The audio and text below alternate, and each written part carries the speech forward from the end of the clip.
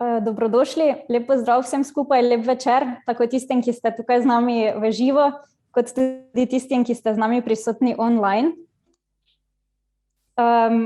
Na dogodku usposabljanja in spodbujanja sodelovanja za trajnostno ravnanje z odpadki na območju Mestne občine Maribor. Zdaj ta ogromen naslov bomo skušali čez 3 vsebinske sklope nekako bolje razložiti, podati njegovo dodano vrednost in pa tudi spoznati neke novosti. Tako da upam, da boste uživali. Na tej točki bi se zahvalila našemu sofinancerju, to je Mestna občina Maribor, ki nam je omogočila in organizacijo in izvedbo tega dogodka. Zdaj bi vas pa kar popeljala čez program in kaj bomo danes počeli.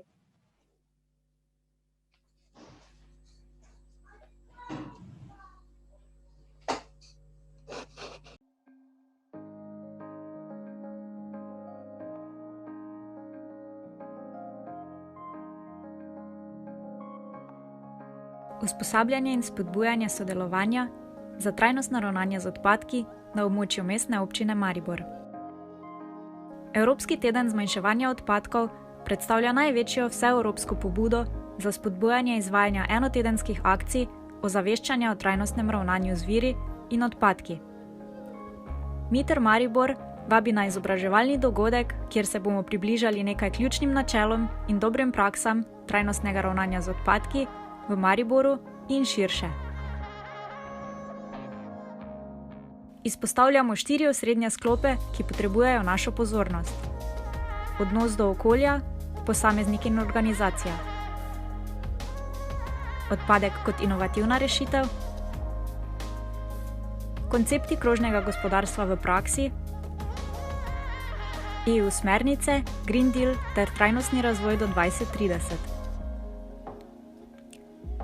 Za več informacij o dogodku spremljajte naš Instagram profil Miter Maribor in ne pozabite, kaj se zgodi, če vsi zemljani rečemo: pa saj je samo ena plastična slamica.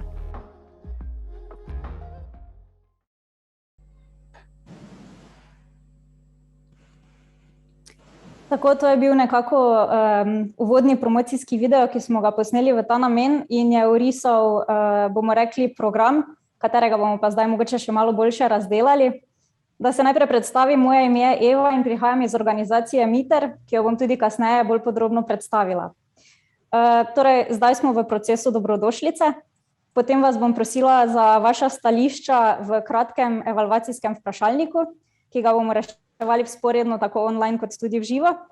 Potem pa se bomo dejansko posvetili vsebini in sicer preko 3 sklopov. Prvi sklop bom prav tako vas popeljala skozi njega, jaz, to je odnos do okolja, posameznik in organizacija. Naslednjega nam bo predstavila Urša Zgojznik iz Ekologov brez meja, to je odpadek kot inovativna rešitev. Po kratkem premoru pa bomo prisluhnili še zaslužnemu profesorju dr. Glaviču, ki nas bo popeljal skozi sklop 3, to so EU smernice, Green Deal ter trajnostni razvoj do 2030.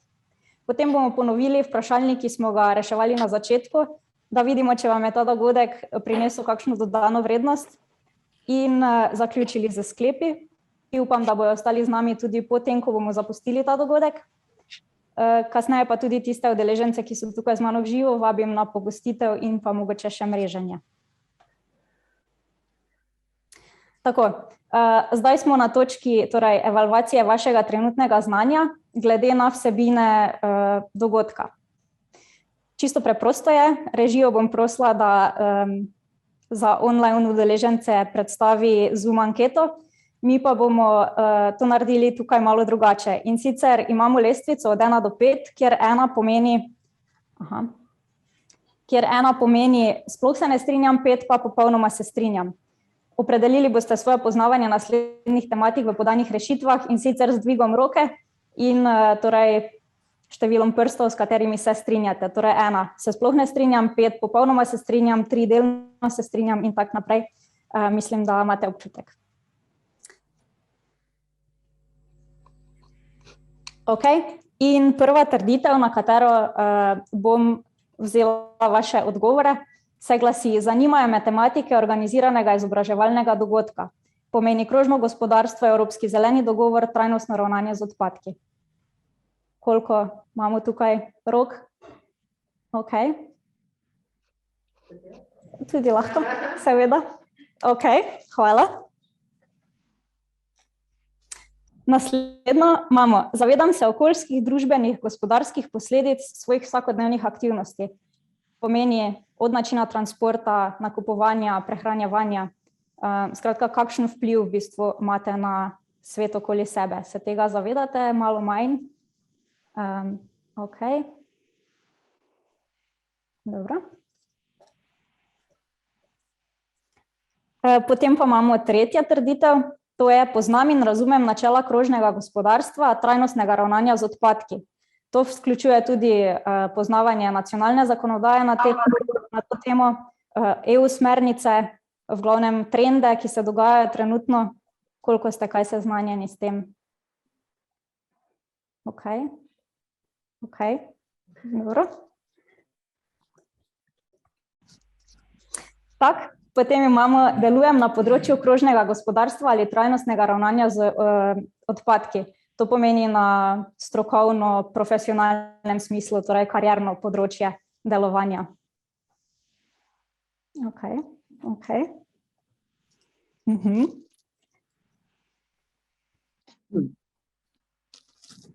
In zdaj še zadnje, potrebujem oziroma menim, da potrebujem več znanja z področja krožnega gospodarstva ali trajnostnega ravnanja z odpadki. Se vam zdi, da je to nujna tematika ali ne tako zelo? Ok.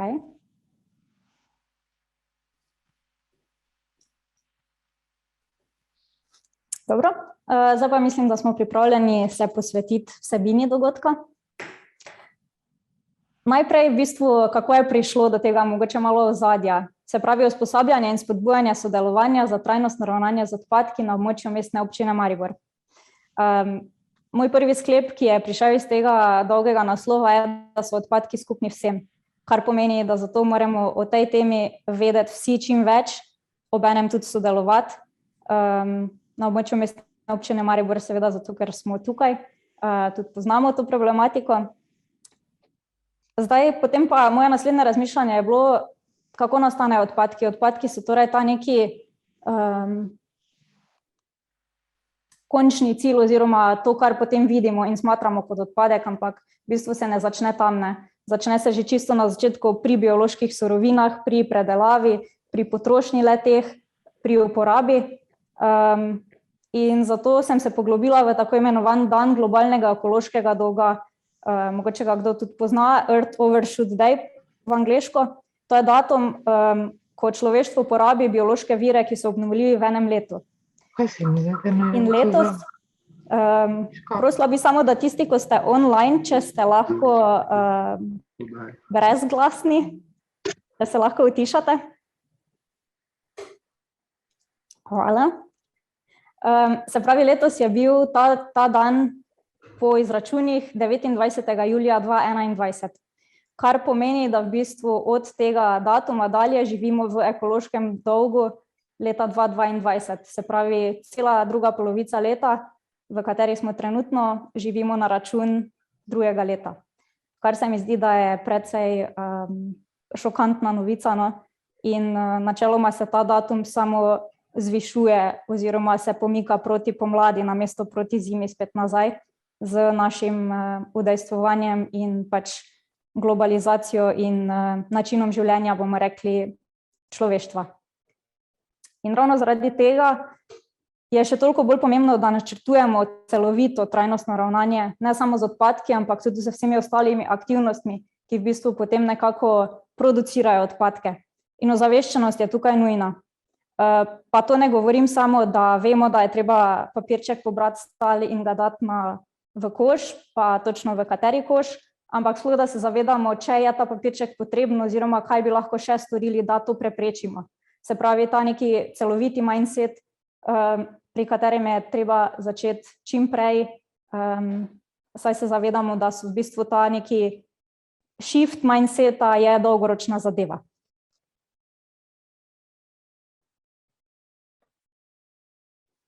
Torej, zakaj kdo komu dodana vrednost? Kot sem rekla, prihajam iz organizacije MITER, dolgo ime je Mednarodni institut za implementacijo trajnostnega razvoja in pri organizaciji oziroma pri sofinanciranju nam je priskočila na pomoč Mestna občina Maribor. Danes se ta dogodek dogaja v okviru Evropskega tedna zmanjševanja odpadkov, ki smo, kot smo slišali, je to največja vseevropska pobuda na to temo, ki se dogaja že nekaj let. In torej rezultat je ta dogodek tukaj, o katerem bom povedala malo več kasneje še vsebinsko. Zdaj pa, da ne govorim mogoče predolgo o naši organizaciji, bomo si pogledali še en kratki video, je v angleščini, ampak mislim, da to ne bi smelo predstavljati težav. Hi there. MITER, an International Institute for the Implementation of Sustainable Development, is a private NGO from Maribor, Slovenia. We are a small team of experts with unique skills, focused on systemic progress of all parts in society via strong collaborations. Our mission is to provide valued research, diverse education, and awareness raising, as well as consulting in the fields of sustainable development. MITER works in the key areas of non-formal education, circular economy, social innovations, and policy making, fostering sustainable behavior changes and competence building. We are implementing our ideas through the various and inclusive projects at local, national, and European level. Welcome to Sustainability with MITER. Stay in touch and help us make a positive impact. Tako, zdaj, da z eno besedo mogoče povzamem. Smo organizacija, ki se ukvarja predvsem s projektnim delom in nekako želimo zakrpati vrzeli, ki se dogajajo glede na aktualne tematike, kot so, energetska pismenost, krožno gospodarstvo, zeleno podjetništvo. Naša osrednja ciljna skupina pa so nekako mladi. Torej, glede Evropskega tedna zmanjševanja odpadkov, letos se dogaja že 13. leto, kar mislim, da je precej pohvalno strani Evropske unije, da je to prepoznala toliko zgodaj, bomo rekli. Vsako leto je ena tematika izpostavljena, letos so to krožne skupnosti oziroma sodelovanje in solidarnost. In prav zato smo potem tudi zastavili ta naš dogodek nekako tako. Nismo se prijavili kot akcija na ta dogodek, prispevamo pa po svoje, torej v Mestni občini Maribor. Vse pa mislim, to vas mogoče povabim, je res zanimivo iti malo pogledati po spletu, kaj se vse dogaja v različnih državah, od nekih diskusij do čistilnih akcij, ki so neka tipična, bomo rekli, mogoče akcija za ta Evropski teden, pa tudi povezovanja skupnosti, medgeneracijskega sodelovanja, imajo res zanimive stvari. No? Tako, zdaj smo pa končno pri vsebini sklopa 1, to je odnos do okolja, posamezniki, organizacija. Bolj podrobno jaz vam bom danes predstavila en projekt, za katerega menim, da ravno odlično naslavlja ta prvi sklop. Projekt se imenuje Train-C Food, ki je nekako, bomo rekli, zloženka krožnega gospodarstva, socialnega podjetništva, zadrug v povezavi s prehranskimi dobavnimi verigami. Kot sem že prej omenila, tudi ta projekt je za mlade. Tačna skupina oziroma ciljna skupina nekje med 18 do 24 let. Projekt je sofinanciran od Evropske unije, direktno iz Generalnega direktorata za notranji trg, industrijo, podjetništvo ter mala in srednja podjetja. Njegov namen pa je v bistvu opolnomočiti mlade s kompetencami, da se nekako podajo na svojo podjetniško pot, ne tisto čisto klasično, ampak nekako z pomočjo socialnega podjetništva in zadrug, ki se mi zdi, da imajo dodano vrednost v primerjavi z klasičnimi podjetji ravno v tem, da gradijo skupnost in pa imajo malo bolj v mislih tudi okoljsko nosilnost. Mladi se skozi projektne rezultate Train-C Fooda naučijo poslovnih modelov na področju krožnega gospodarstva in prehranskih verig. Vam bom pa povedala malo tudi več, na kakšen način in kaj se trenutno dogaja.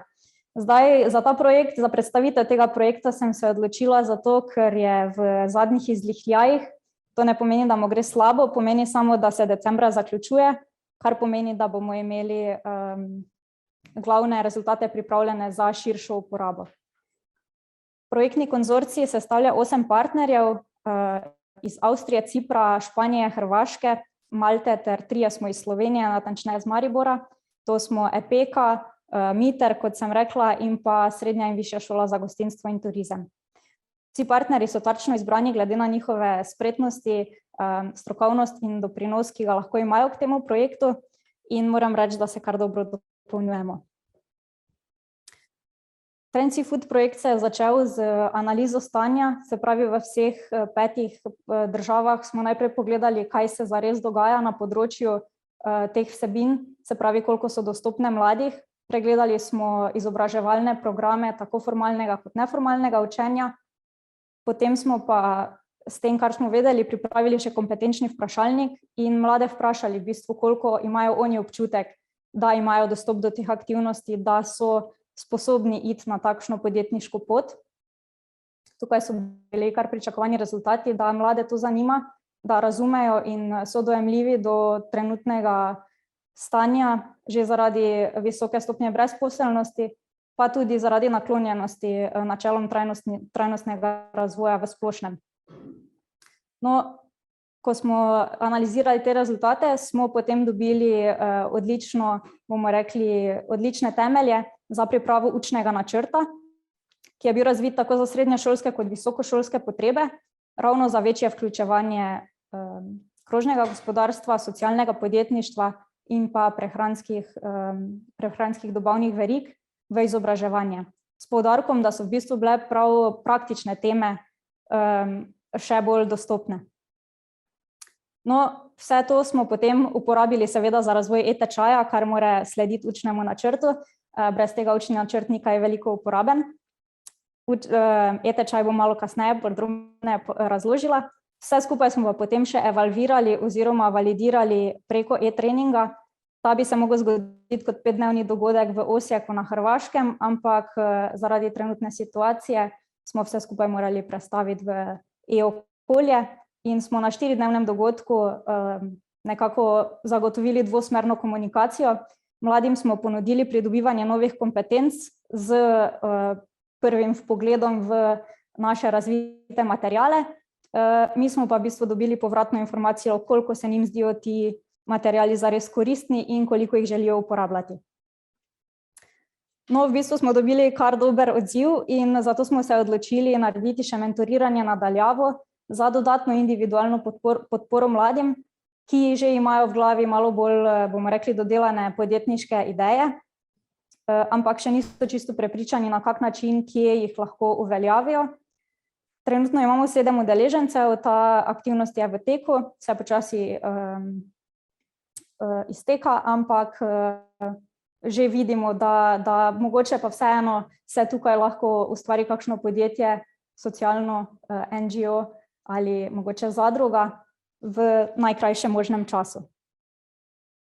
No, zdaj pa torej, bomo rekli, osrednjemu projektnemu rezultatu, za katerega res upamo, da bo po koncu projekta zaživel ne samo skozi projektne partnerje, ampak tudi širše v razne ostale nevladne organizacije kot neformalni tečaj, kot individualni tečaj za vse posameznike, ki želijo to pridobivati sami doma, ali pa mogoče celo kot implementacija v kakšno formalno, bomo rekli, izobraževalno ustanovo, kot dodatni tečaj ali pa morda tudi kot del nekega rednega predmeta.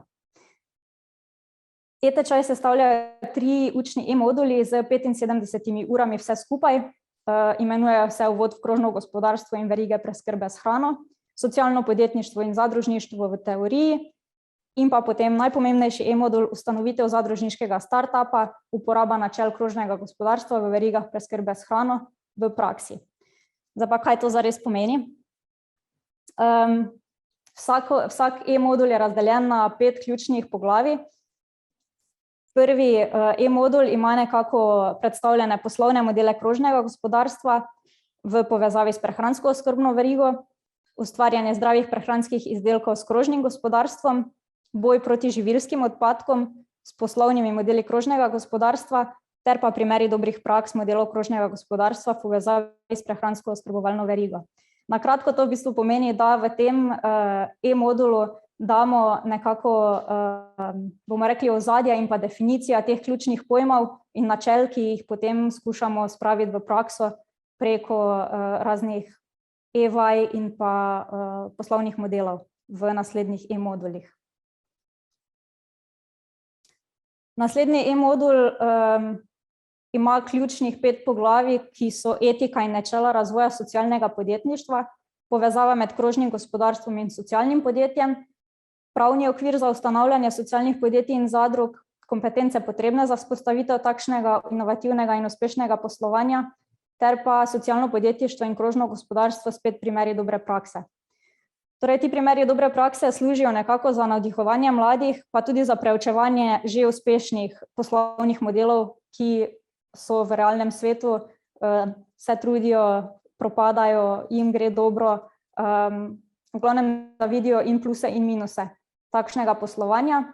Na kratko je pa ta e-modul v bistvu želi predstaviti, da ni nujno, da mora podjetje delati samo denar, ampak da je zelo pomembno, da ima v glavi tudi, oziroma v glavi, v viziji podjetja tudi skupnost in pa okolje.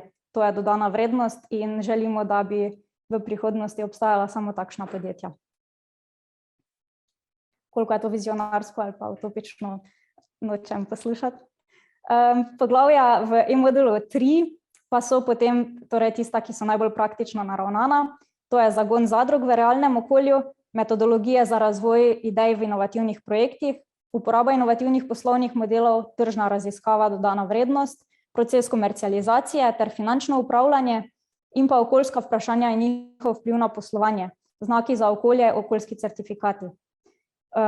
To smo zaznali že v tistem kompetenčnem vprašalniku na začetku, ko smo analizirali trenutno stanje, da mladi ne vedo točno, kateri okoljski certifikati so realni, kateri imajo res dodano vrednost, kateri so samo greenwashing oziroma že preveč pogosti, pa tudi seveda vse ostalo, proces komercializacije, finančno upravljanje, take stvari so vedno nezaželene oziroma ne najbolj zanimive, zato smo jih v tem e-modulu želeli predstaviti na najbolj preprost, pa tudi uporaben način, da točno vejo, za kaj se gre, kaj pričakovati v realnosti. Zdaj v bistvu ta Trendsy Food projekt se, bomo rekli, usmerja predvsem na prehrambeno industrijo, ravno zaradi tega, ker je hrana trenutno še vedno prevelika količina odpadkov se dogaja v tem sektorju, ne le pri pridelavi, ampak tudi na koncu verige, se pravi pri samih uporabnikih.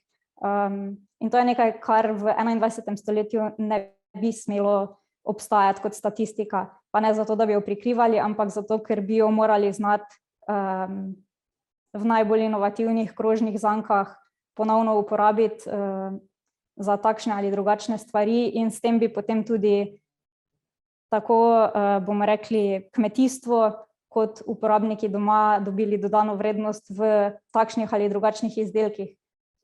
Ne pravim, da to še ne obstaja, obstaja ogromno iniciativ, ki se trudijo, delajo v tej smeri, ampak kot sem rekla, začeti je treba pri mladih, ker prav pri njih je potreben ta, bomo rekli, generacijski preobrat, da se trajnostni razvoj začne živeti že od malega. V vrtcu je to in v šoli, recimo osnovni, so to ekošola kot odlična praksa, ki je že veliko razširjena. V nekih procesih formalnega izobraževanja pa načela krožnega gospodarstva pridejo v veljavo šele mogoče na terciarni stopni, se pravi višja šola, magisterij, kar je pa preprosto predaleč in premalo dosegljivo vsem ostalim, ki si želijo čim prej stopiti tudi na svojo podjetniško pot ali se zaposliti.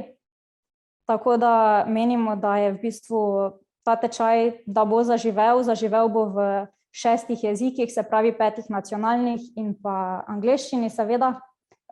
Naslednji teden pravzaprav pripravljamo že zaključno konferenco, tako da ste vsi vljudno vabljeni. Vam bom poslala vabilo, kolikor ste zainteresirani, tako tisti, ki ste tukaj, kot tudi tisti, ki so online seveda. Zdaj pa načeloma bi se zahvalila na tej točki za vašo pozornost Vkolikor imate vprašanja, ki so bolj poglobljena, bi vas prosila, da uporabite moj e-naslov in mi jih posredujete tja. Z veseljem podam kakšno informacijo več. Vkolikor pa imate mogoče kako kratko vprašanje, pa z veseljem odgovorim na njega zdaj. Tako da, če koga kaj zanima, ima zdaj čas. Lahko pa vprašanja, mogoče tisti, ki ste online, napišete tudi v chat in bomo prav tako jih odgovorili kasneje. Z moje strani je načeloma to zdaj vse, tako da, vkolikor ni vprašanj, bi pa prosila, da pride k meni naslednja predavateljica. Z veseljem pozdravljam tukaj Uršo Zgojznik iz Ekologov brez meja. Kaj več bo verjetno povedala sama. Predstavila bo pa sklop 2, to je odpadek kot inovativna rešitev. Hvala za povabilo. Jaz se vedno rada z veseljem odzovem na kakršnokoli predavanje, kjer lahko v resnici se pogovorimo, ali so odpadki slabi, ali so res čist bedni, ker po večini ljudje to tako dojemamo. Ali so pač mogoče celo nekaj, kar nas lahko navdihuje za prihodnost, kjer iščemo rešitve. Jaz vas bom zdaj popeljala, moja prezentacija je bolj polna slik, pa vseeno bom probala biti nekako toliko kratka, da podelite z mano na koncu kako misel, kako vprašanje, nekaj, kar se vam bo vmes med tem poslušanjem porodilo v glavi. Skratka, jaz sem iz društva Ekologi brez meja, jaz ne vem, a društvo poznate ali ne, ampak če slučajno ne, sem pa skoraj sigurna, da ste slišali kdaj za akcijo Očistimo Slovenijo. Verjetno ste bili tudi zraven, pa ste pobirali odpadke, pa pralne stroje, pa bog ve kaj še tam nekje iz enega gozda. Skratka, to je bil en tak moment tudi v slovenski družbi, ki je pomenil nek premik. Se pravi, da vam opišem situacijo. Nabralo se nas je na začetku 20 ljudi, popolnoma različnih, iz različnih koncev Slovenije. Pač na eno vabilo smo se odzvali, ki je šlo sicer okrog, dajmo mi očistiti Slovenijo divjih odlagališč, pa naredimo to v enem dnevu. Zdaj, zakaj vam to govorim? Meni se zdi, odpadki, krožno gospodarstvo, trajnostni razvoj, to so taki pojmi, večina ljudi jih ne razume. In pol ti kar filajo glavo in ne veš, kaj to pomeni, se tebe tiče ali se te ne tiče. In mogoče vam čez tale proces, kako smo se oblikovali, lahko da malo navdiha, zakaj se tudi odpadki in vse te teme, torej krožno gospodarstvo, trajnostni razvoj, vse to tiče vseh nas. Skratka, mi smo bili tam, da rečem, čist random, različni ljudje, sploh ne, da bi bili vsi ekologi, okoljevarstveniki, večinoma celo nismo bili, ampak se nam je zdelo, čas je, da mi tudi nekaj naredimo in nekaj prispevamo in veseli smo, če to lahko naredimo. In te akcije smo v bistvu pol izvedli 3-krat. Posod so bile v bistvu, vedno so bile odmevne, recimo ne vem, če veste, Slovenci smo še vedno rekorderji po akciji leta 2012, ker se je akcije, torej po celi Sloveniji udeležilo 14% prebivalcev, rekorderji pa zato, ker te akcije v bistvu danes potekajo po celem svetu in nihče, nobena država ni dosegla teh 14%. Torej nekaj, kar je okolje, kar je narava, je nam Slovencem blizu. Mi imamo radi čisto pošlihtano in tako, se gre. Zdaj, recimo, mi teh akcij nismo ponavljali vsako leto. Zakaj? Zato, ker je prvič to velik organizacijski zalogaj, ker je to finančni sicer malo manj, ker je bilo to več ali manj vse izvedeno prostovoljno in tudi tisti, ki so vstopali v ta projekt, so vstopali partnersko. To pomeni, damo storitve, damo oglasni prostor, damo to, vse damo, samo naredimo, ker gre za vse nas.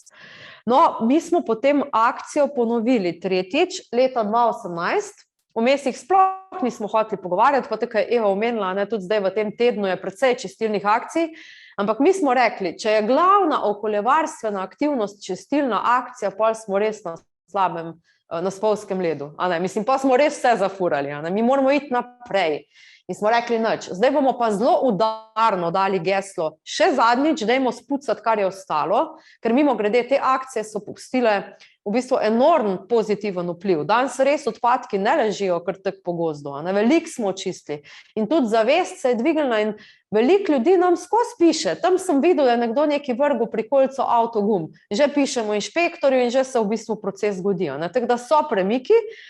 No, ampak tole, recimo, naj bo ta slika prvi navdih, ne. Jaz sem se sicer malo probala osredotočiti na inovacije, ampak mislim, da vse, kar bom govorila, je na nek način inovativno, ne, zato ker odpadek po stari logiki je tisto, kar gre v koš za smeti, ne, komunalci poštimajo, naredijo, kar parčejo, nas se to več ne tiče, ampak to logiko moramo mi spremeniti. No, kaj smo mi v bistvu tudi v tej akciji naredili?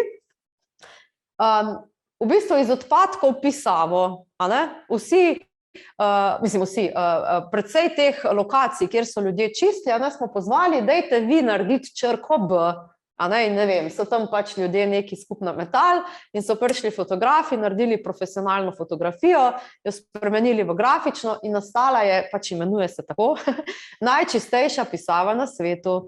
In to je en tak moment, ki je v bistvu ful zanimiv v tem marketingu, pa agencije, to po celem svetu downloadajo, pisava je popolnoma brezplačna, tudi vse vas vabim, če kaj delate v tem biznisu, a ne, dajte dol to downloadati, uporabite, pač to je pisava varna, pol je pa še črna različica. Evo, inovacija, tam, kjer človek sploh ne bi rekel, a ne, v bistvu out of the box, tako moramo razmišljati. Ampak vseeno, dajmo par besed spregovoriti, zakaj se moramo v resnici ukvarjati s temi odpadki, zakaj se nas vseh tičejo. Zdaj, mogoče tale slika je malo taka, ste jo tudi že kje videli. Zdaj je svet v krizi, mislim, res je v krizi in nikoli več ne bo vse isto, kot mislimo, da bi moglo biti, ne. Prvi razlog je pač COVID, zdravstvena kriza. To se je pač nam živim ljudem zgodilo prvič v takih razsežnostih, sploh ne bomo razpravljali o nekih podrobnostih, ampak neka kriza tukaj je. Vsaka kriza v svetu potegne za sabo veliko nekih, ne bom rekla rezultatov, ampak pojavov, s katerimi se pač neka določena družba prej ni znala spoprijemati, ne. Zdaj pa, malo smo pozabili, da imamo mi ob tem pa v resnici tole slikico, če pogledamo, a ne, kljub vsemu podnebno krizo in mi se z njo zares še sploh nismo začeli ukvarjati. Zdaj, kaj je bilo prej, a ne, kaj je bilo bolj pomembno, je sploh čist brez veze. Mi smo danes tu, kjer smo in zdaj, kar tale grafik tudi kaže, a ne, s tem se pojavlja en kup enih konfliktov in v bistvu svet majčken zdajle vre, a ne, zaradi covida in zdaj še s tem podnebjem in tam v Glasgowu neki eni govorijo in sploh ne vemo, se bomo kaj zmenili ali ne. Skratka, ni vse na teh ljudeh na vrhu, da se odločajo, kaj bodo delali in kar bomo mi živeli, da se razumemo. Vsi mi smo tisti, ki moramo prispevati, vsak na svojem področju in če kaj ne ostane danes z vami, je to, da smo vsi mi pomembni in vsak majhen korak šteje, dobesedno šteje. Bom dala še kak primer. Zdaj, še ena stvar je v tej sliki meni zelo pomembna, ne, ker zdaj recimo večinoma se kljub vsemu ukvarjamo s covidno krizo, ne pa z podnebno. In pa slišiš ljudi, ki razmišljajo, ja, čim prej se moramo vrniti v normalo, to pomeni, ne vem, čim več letalskih prevozov, čim več počrpane nafte, čim večja potrošnja in tako naprej. Ne, mi lahko vzamemo to covidno krizo zato, da bomo šli korak naprej. Torej, da nekaj spremenimo, ker nas situacija sama sili v spreminjanje. Tale slika mi je totalno všeč, pa če bo me kdo kdaj poslušal še kje, ali pa me že bo verjetno to sliko še videl.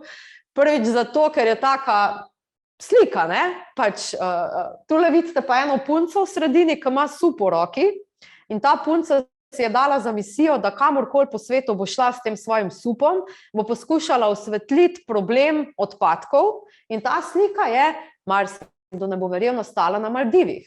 Mi vidimo tiste Maldive, a ne, lepo plavo morje, kučice, hišice, knjiga v roki, pa meni 14 dni. To je druga plat Maldivov.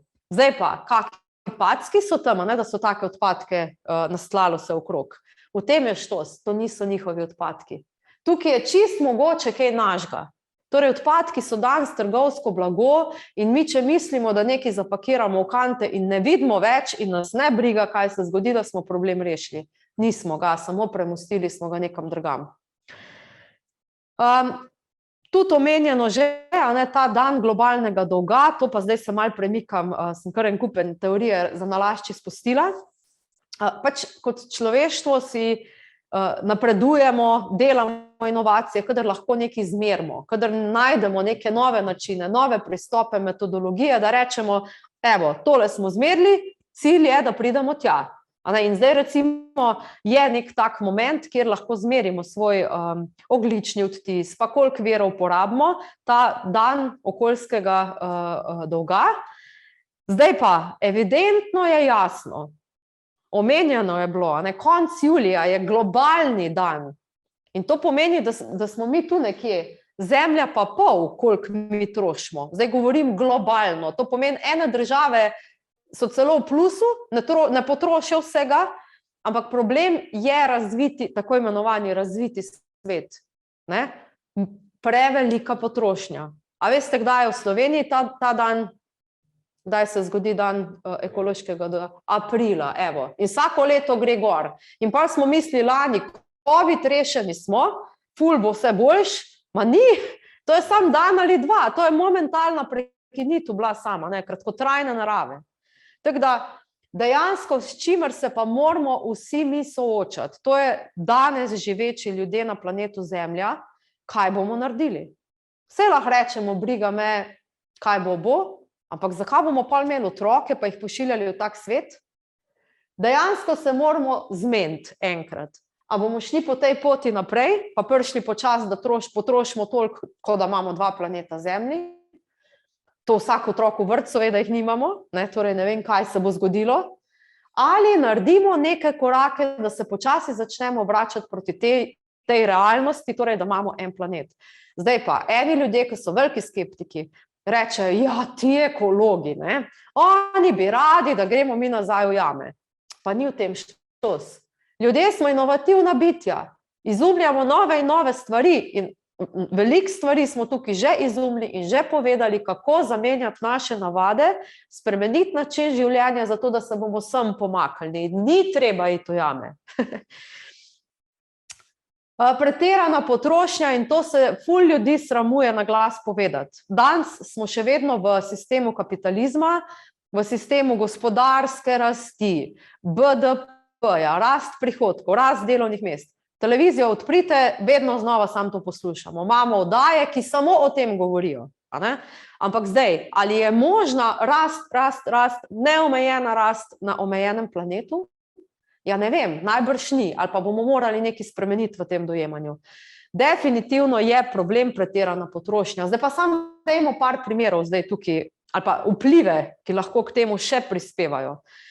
Število prebivalcev na planetu se povečuje, to je dejstvo. Sicer pravijo, da napovedi, da bi se nekje po letu 2050 ta rast normalizirala in šla spet navzdol, ampak do tja je še daleč. Kar pomeni, porabili bomo še več naravnih virov, še več vode, potrebovali bomo še več hrane. Predstavljite si zdaj to, če ste kdaj potovali kjerkoli, pa ne vem, kakšne občutke ste imeli, predvsem države, ki niso toliko zelo razvite, pa niso vele mesta, pa ne vem kaj. Ampak ljudje, kjerkoli, kjer mi danes rečemo, da so nerazviti, ljudje hočejo živeti tako mi. To pomeni imeti isto količino oblek, imeti mobitele, imeti računalnike, imeti vse to. Si predstavljate, koliko mora biti vsega narejenega. Mi pa jemljemo iz narave, nekaj naredimo in vržemo nekam na zemljo in pustimo tam. Torej izguba totalna. Zdaj pa pri odpadkih, zdaj bom malo bolj konkretna o tem, velja piramida, hierarhija, če hočete, ravnanja z odpadki. To je taka mičkem posplošena, ampak velja. Dajte si jo dobro ogledati in si jo zapomniti. Za nalašč je obrnjena kontra, torej zgoraj je najpomembnejši del in preprečevanje ter ponovna uporaba sta tista 2 dela, ki odpadkov ne ustvarjata, torej se vračamo nazaj v cikle. Spodnji deli, že recikliranje je problem. Kompostiranje tudi problem, sicer je kar v redu rešitev za recimo organske odpadke, ampak že smo pri odpadkih. Energija iz odpadkov oziroma sežiganje in odlaganje. To so 3 ravni, ki ustvarjajo oziroma terjajo ravnanje z odpadki. Povejte mi, s čim se pa mi v družbi ali pa v medijih, o čem je mogoče največ brati? S čim se mi v resnici ukvarjamo, kam vlagamo napore, energijo, čas? V zgornje ravni ali v spodnje? Najbrž ne rabim odgovoriti, mi smo non-stop tu. Pač hvala Bogu, da se o tem pogovarjamo, ampak mi smo tu. Odpadki, spet so zagoreli, kaj bomo naredili? A bomo imeli sežigalnico, ne bomo imeli sežigalnice? Kako bi reciklirali? To je napačna pot. Mi se moramo usmeriti v zgornje ravni in si dejansko začeti nalivati čistega vina, da je preprečevanje najboljši način. Če odpadka ni, smo zmagali. To pomeni, najdemo način, da nekaj vzamemo od nekje, ponovna uporaba, ali pa zamenjamo navado. Tole moramo razčistiti. Proces ravnanja z odpadki. Tukaj je polno nekih pojmov, ki pač ljudje ne vemo, ne vejo, kaj je kaj. In pol mešamo vse in nismo na pravi poti. Recimo, ločeno zbiranje, sortiranje in recikliranje so 3 popolnoma ločene zadeve. Pač seveda ena z drugo povezane, ampak ločeno zbiranje je v bistvu to. To, kar mi naredimo doma, v podjetju, kjerkoli, kjer mi pač napolnimo te kante z različnimi barvami pokrovov. In kaj je zdaj pomembno? Mi moramo to narediti kvalitetno. Zakaj? Zato, ker pol imamo proces sortiranja, ki sicer malo pomaga pri tem, da se pač še dodatno posortira, ampak je že vložena energija, čas in ljudje, torej smo že neke potrebe oziroma neke vložke mogli dodati in smo že pač potrošniki, v tem smislu. No in na koncu smo šele pri recikliranju. Če smo mi dobro ločeno zbrali odpadke, če pač je ta sortirna linija, da je sploh pač odpadki pridajo do tja in da so tukaj izboljšani procesi, da se to non-stop izboljšuje, da je mogoče celo to neka avtomatska industrijska linija, potem šele lahko pridemo do recikliranja. Recikliranje je v bistvu tehnološki proces, to pomeni spreminjanje materialov, spreminjanje, ustvarjanje novih surovin iz odpadkov. V tem primeru, lejte slike, to je vse plastika. In če smo mi recimo uspešno zbrali, plastik imamo več vrst, recimo, 5, vse živo, je to treba vse posortirati, in šele, ko mi pridemo do tega, se bo iz teh materialov lahko nekaj na novo naredilo. Zdaj pa tale spodnja slika desna, tale črni granulat, ta je v bistvu nastal iz odpadkov, mogoče ne iz zgornje slike leve, ampak iz ostalih 2, kar pomeni plastične vrečke, embalaža za, kaj pa vem, kozmetiko, čistila itd., ta trda recimo. Pa poglejte, kar sorazmerno čista zgleda, belo, malo kakšne barve, ampak mi ven dobimo črn granulat. Jaz vam hočem zdaj povedati, zakaj recikliranje ni najboljša rešitev, pa verjetno veste, govorimo tukaj o procesu downcyclinga, to pomeni vlakna so tu, to je zdaj, jaz nisem ekspert, zato vam mogoče zato lahko kaj bolj poenostavljeno razložila. Se pravi, ne moreš v nedogled reciklirati in ustvarjati isti material. Pri plastiki gre nekako govorijo 7-krat, ampak pri plastiki je vsak proces naslednji ta, da je treba novo plastiko dodajati, če hočeš dobiti vsaj približno podoben material. Iz tega granulata mi ne moramo več dobiti barvne ali pa bele embalaže, da se razumemo. Pri papirju gre od 5 do 7-krat, eni govorijo celo 2-krat, proces česa. Na koncu recimo, kaj dobimo iz papirnatih vlaken, je jajčni karton. Tisti je zadnja faza, od tam naprej papirja več ne moreš reciklirati, torej bo spet treba nov material unesti. Skratka, kaj hočem povedati, da se vrnem, ločeno zbiranje, tukaj imamo, tudi v Sloveniji, pa smo lahko 2., 1. ali pa 3., ker tu nekje se v Evropi gibljemo, imamo ogromno rezerv. Če je kdorkoli doma v kakem bloku, pa vas bojo te stvari malo posebej začele zanimati, začnite kante odpirati. Kaj ljudje tja noter mečemo, ali kako ne rečem. Ogromno je še tukaj možnih izboljšav. Torej, naslavljam, tudi tu so mogoče inovacije. Zdaj pa inovacije, mimogrede, jaz jih razumem, pa saj tudi nekako na tak način so definirane. Torej, v smislu novih storitev, v smislu novih izdelkov, torej niso samo novi izdelki, v smislu nekih družbenih znanj, ki pač manjkajo v družbi. Tako da tukaj, lejte, že imamo rezervo. Družba recikliranja je že propadla ideja, bom povedala, kaj je rešitev. Skratka, povsod imamo rezerve, niti približno še nismo na koncu. Torej, kaj bomo? Pač vemo, da pravim, rezerve imamo, planetov nimamo 2, kaj bomo? Tale slika je dovolj smešna, da vemo, kaj ne bomo, ampak kljub temu, kaj pa se dogaja? Torej, večinoma zasedamo. Večinoma, zdaj bom pa malo mogoče, ne bom rekla nesramna, ampak celo realna, večinoma zasedajo starejši moški. A ni tako? Glejte malo ta zasedanja. A so ti ljudje res tisti, ki nas bodo potegnili iz vsega tega? Najbrž ne. Ne bom rekla, sploh niso tisti, niso pa edini. In mi vsi smo tisti, ki lahko k temu prispevamo.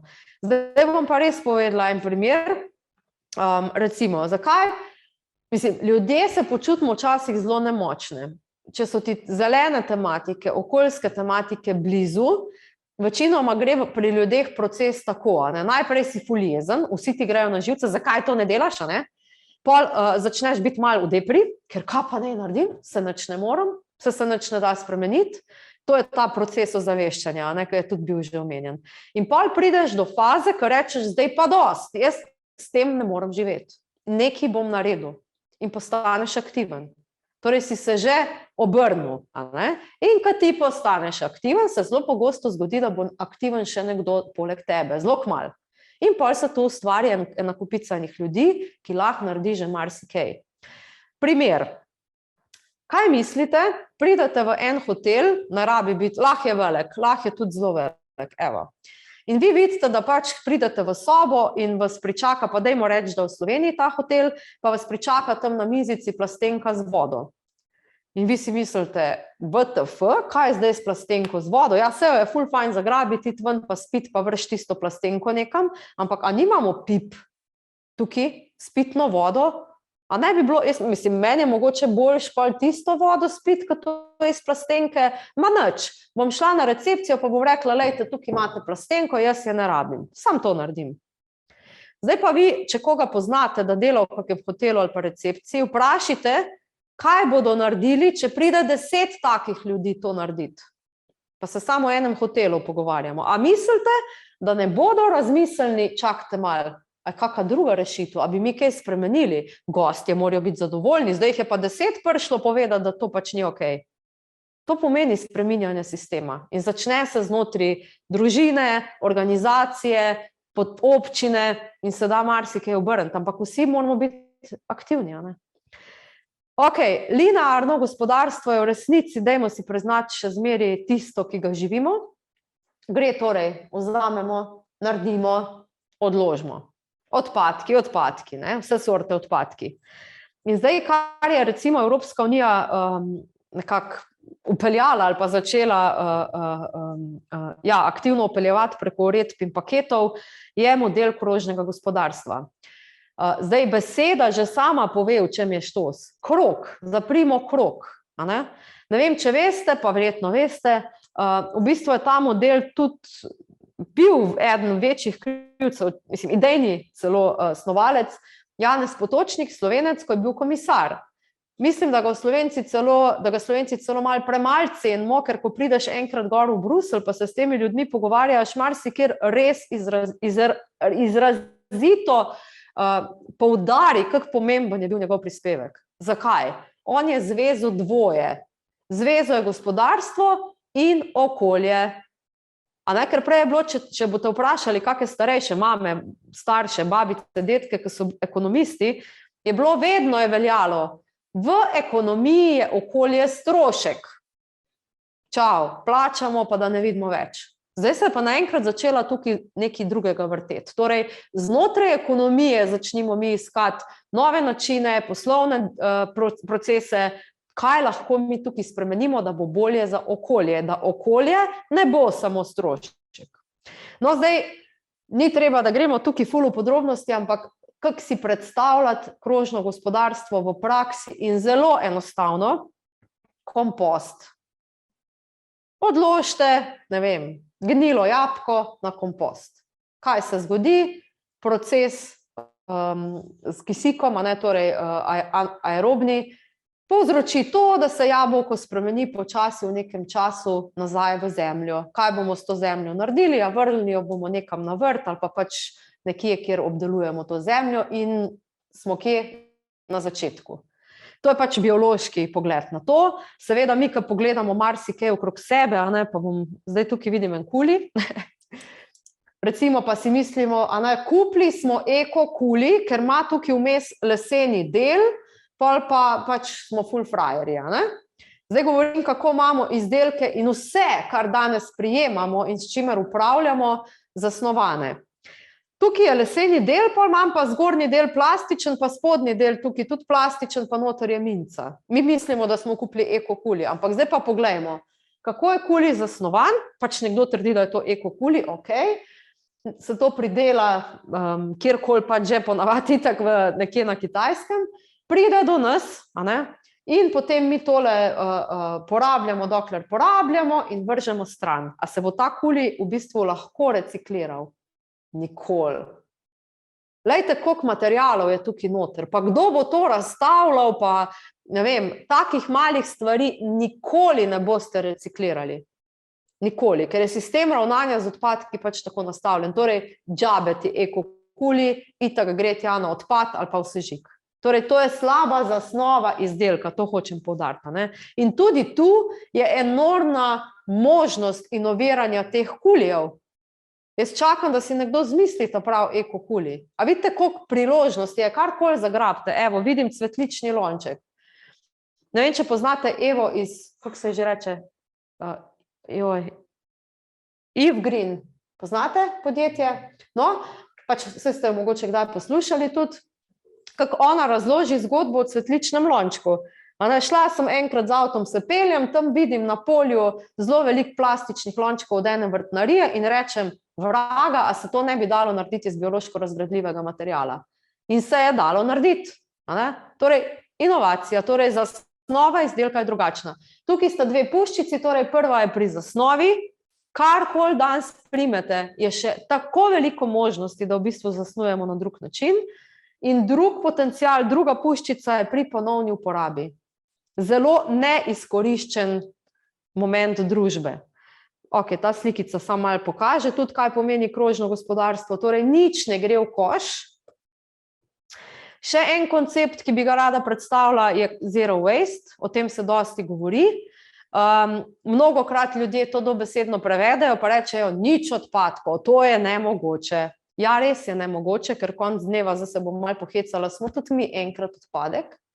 Torej, odpadki vedno bodo, ampak kakšni odpadki? Ali se v nekem delu ti odpadki lahko vrnejo nazaj v proces? Predvsem je pa pri zero wasteu pomembno to, da je to pot, ko mi zmanjšujemo količino odpadkov za vsako ceno in ko mi iščemo nove in nove načine, da zvišujemo to stopnjo ločeno zbranih odpadkov. In zero waste je skupnost, to ni nekaj, ki bi si vlade zmislile, pa bi v bistvu rekle, zdaj se pa pejte vi zero waste in zdaj zložite skupaj s tem, kar sem na začetku govorila, vsi mi, vsaka občina, vsaka organizacija lahko nekaj naredi. No in kaj je tukaj mogoče zanimivo, mi pač ekologi smo koordinatorji zero waste mreže v Sloveniji, imamo občine zero waste, občine, ki so si zastavile cilje, koliko odpadkov bodo ločeno zbrali, koliko jih bodo zmanjšali v dobi, 5, 10, 15, 20 let. Tudi v Sloveniji so že precej uspešne ene. Hec je, ko se podaš na to pot, je ogromno inovacij, kar naenkrat tu, ogromno projektov. Dajmo se s tem ukvarjati, to je važno. Zdaj, kar bi mogoče tudi omenila, pa je tukaj v Mariboru kar aktualno, so recimo zero waste prireditve, zero waste namestitve.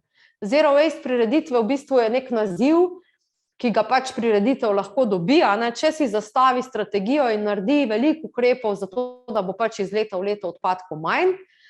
In verjemite, marsikaj se da, marsikaj, škoda, ko nimam zdaj teh slika, kaj so v bistvu napačni pristopi, kdo pa rad gre na kako prireditev, kjer imaš plastike neomejeno, tam ti ležijo kosti od pečenih kur, na pol pojedeni čevapčiči, nobenemu to ni fajn, in marsikaj se tukaj da narediti. Tako da zero waste je v bistvu zelo zapakiran koncept znotraj Evrope, je recimo mreža Zero Waste Europe in tukaj je ogromno občin, ogromno mest in je v bistvu žvrgoli, vre od idej in vsega, tako da še ena rešitev. Evo, tukaj je slikica recimo po celi Evropi. Ponovna uporaba. v bistvu imamo vsi majčkeno smok v grlu, ko o tem začnemo govoriti. Pa zakaj bi jaz mogla rabljeno omaro kupovati? Zakaj bi jaz mogla rabljena oblačila kupovati? Nočem tega, ne? Ampak je treba samo malo okrog obrniti te zgodbe. Seveda, tisti posamezniki, ki to zelo čutimo, to zelo živimo in poiščeš sam, kje se da kupiti rabljena oblačila. Jaz jih imam skoraj polovico, vam kar povem. Kupujem danes na Facebooku, marsikaj najdeš, imaš ogromno nekih prodajaln, ki prodajajo v bistvu second hand, noro, kaj se dobiš. Tukaj pa samo v bistvu slikica, recimo, pol pa dajo dostikrat ljudje, ki govorijo o okolju, pa rečejo, ja, pol pa ne bo delovnih mest, pa ne bo razvoja, pa ne vem kaj. Tukaj je pač slika, ki govori točno o tem, pa bom to spodaj pokazala, ki mi je malo bolj všeč. Recimo, študija je bila narejena na primeru oblačil ravno. Če oblačila na koncu sežgemo v sežigalnici, ustvarimo eno delovno mesto na 10.000 ton. Pa v bistvu je primerljivo to tudi za druge, za komplet ponovno uporabo, se nekje tukaj najdemo. Če mi odložimo tiste oblačila, je to 6 delovnih mest, če recikliramo, pa to že neki procesi stečejo, jih je 36, če bi več naredili na ponovni uporabi, jih je pa 296. Torej, a ima smisel delati, odlagati in sežigati odpadke? Ja, z vidika delovnih mest tudi ne samo z okolja, torej tudi delovnih mest. Mogoče par primerov, ki so precej aktualni v zadnjem času, recimo zelo popularni so avtomati, v Sloveniji jih je že zelo veliko, tudi ta COVID je v bistvu, ko so se trgovine zaprle, pa tako naprej na začetku, je pol to kar zažuborelo, ogromno avtomatov, iz kraja, kjer jaz prihajam, imamo zdaj kmečko tržnico, ampak tam je 10 avtomatov. V bistvu stvar noro funkcionira, res ti kmetje filajo noter robo vsakodnevno, ljudje res vsi živi kupujejo vse, torej ful inovacija, če tako pogledaš, torej avtomati. Recimo tole, marsikdo pogleda, ful dobro, mlečna čokolada, kroglice, no niso kroglice mlečne čokolade, to je Milo, šampon. Eno podjetje, mislim, da je Zero 1, 2, 3, slovensko, je zdaj začelo s tem in kar raste povpraševanje v hotelih in podobno. V čem je problem? Saj ste sami tudi kdaj doživeli. Prideš v hotel, imaš zapakirano tisto mehno Milo v plastiko, ti si tam 2 dni, seveda to odviješ, ker si moraš roke umiti, plastiko itak tam nekam vržeš, ponavadi v koš za mešane odpadke in imaš tisto Milo, ti si roke 5-krat umil, Milo je skoraj nedotaknjeno. Kaj se zgodi s tem Milom? Pride čistilka in ga vrže v koš. Ok, pustimo, da so na svetovnem, na globalnem nivoju pobude, ko zbirajo ta Mila in v bistvu v te države, kjer ni teh sredstev, pač naredijo novo Milo iz ostankov, ampak Slovenija je premehna. Ampak tole podjetje pa je v bistvu na inovativen način zasnovalo toliko veliko kroglico, da je ti v bistvu vzameš šampon, mislim, da je konkretno tole, speliš, imaš dovolj, daš na lase, ni ostanka. Ni embalaže, ni ostanka, pa še naravne sestavine so noter. Torej spet inovacija. Tole vas vse vabim, da obiščete portal Manj je več. To smo ga ekologi postavili pred leti ravno z namenom spodbujanja ponovne uporabe. Portal je valjda popolnoma brezplačen za uporabo in vsi lahko prispevate v bistvu noter vnose. Tam je recimo karta Zero Waste trgovin, kar pomeni trgovine, ki ponujajo vsaj nekaj, neko živilo ali pa čistilo ali pa karkoli v rinfuziji. To pomeni, prideš svojo embalažo, natankaš, greš domov. Pač, če se odločiš za tak način življenja, pa moramo opozoriti. Tudi, če se sam za eno stvar odločiš, je pomembno. Ni treba biti v kompletu Zero Waste in ko je od te influencerke na Instagramu. Jaz sem full Zero Waste, sam nimam odpadkov. Ne, naredite kar lahko, Pol je tudi gor, recimo, karta mojstrov, rečemo. Gre za to, da imate tam ful vnosov in jih ljudi kaj popravijo. Saj danes že skoraj ne veš, kam bi čevlje nesel popraviti, Pa imaš gor celo ljudi, ki popravljajo dežnike, glasbila in tako naprej. To je ponovna uporaba, Gre tudi za spodbujanje tega lokalnega malega gospodarstva, tako da absolutno, če koga poznate, kjerkoli, da kaj lahko popravi, vneste ga gor. Edini pogoj je, da pač ima človek prijavljeno dejavnost, pač delo na črno se ne sme spodbujati. Ok, recimo tekle zgleda karta mojstrov, no, da vidite. Gor so tudi recimo centri ponovne uporabe, kjer lahko kupite recimo kaj, kar je rabljeno. Zdaj sem bila pa naprošena, da par besed še spregovorim, ker smo blizu decembra, ne, in bo valjda spet aktualno, nabavimo vse, kar je mogoče, da nekaj besed torej namenimo temu. Zdaj, zeleno obdarovanje, trajnostno obdarovanje, jaz mislim, da je popolnoma irelevantno, kako rečemo temu delu, gre samo za to, da opravimo najprej premislek pri sebi, a ima vse skupaj smisel. Res to je prvi pogoj, a ne? Ker jaz pri sebi vem, jaz sem ful let bila, pa ta obdarovanja, pa ne vem, ne da se mi po trgovinah hoditi, gužva je, sploh ne vem, kaj naj kupim, a ne? Ampak na koncu nekaj moram kupiti. In potem sem v tisti paniki 2 dni prej kar nekaj kupovala in ne vem kaj. Ne? Mislim, kjer smisel je to? Moj stres, še totalno zabasati trgovine do konca, na koncu sploh boh ve, če sem kupila kaj pametnega. Mislim, zdaj že par let razmišljam celo leto, če je kaj takega, da bi pač ljudje radi imeli, da bodo veseli, če ne pa na koncu podarim nekaj zelo simpel, ker je bolj važno, da se vidimo pa podružimo. Ni bistvo v darilih. No, vsem par faktov. Torej, darilni papir.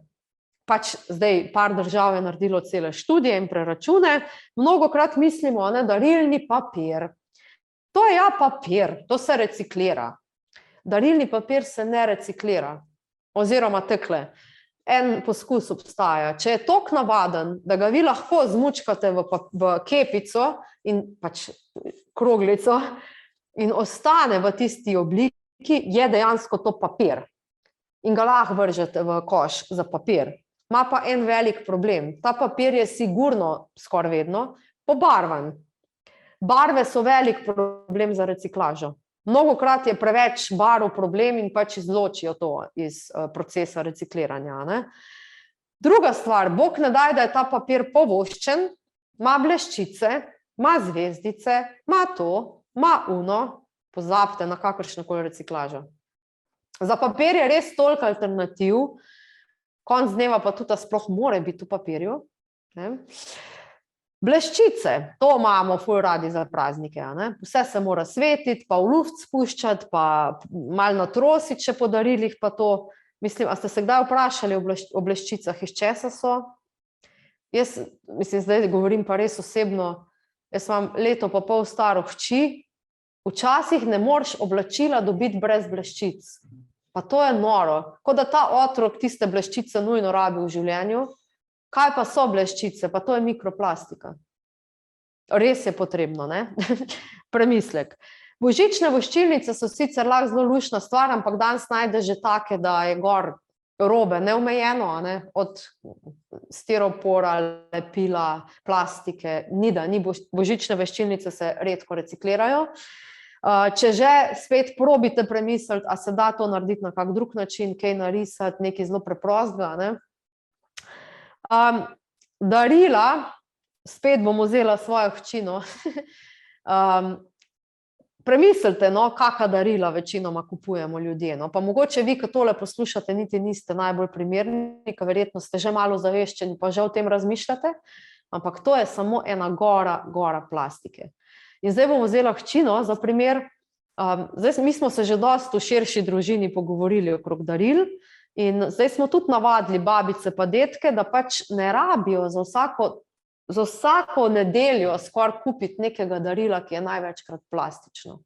Tisti, ki imate otroke v bližini, tako ali pa drugače, kaj je otrokom s tisto igračo? Pa tam se pol ure igra, pristane v kotu, gomila plastike, potegnejo še 2-krat ven in itak pozabi na vse skupaj. Kako je to darilo, ne? Zdaj pa taka malo provokacija, a si upamo biti brez daril?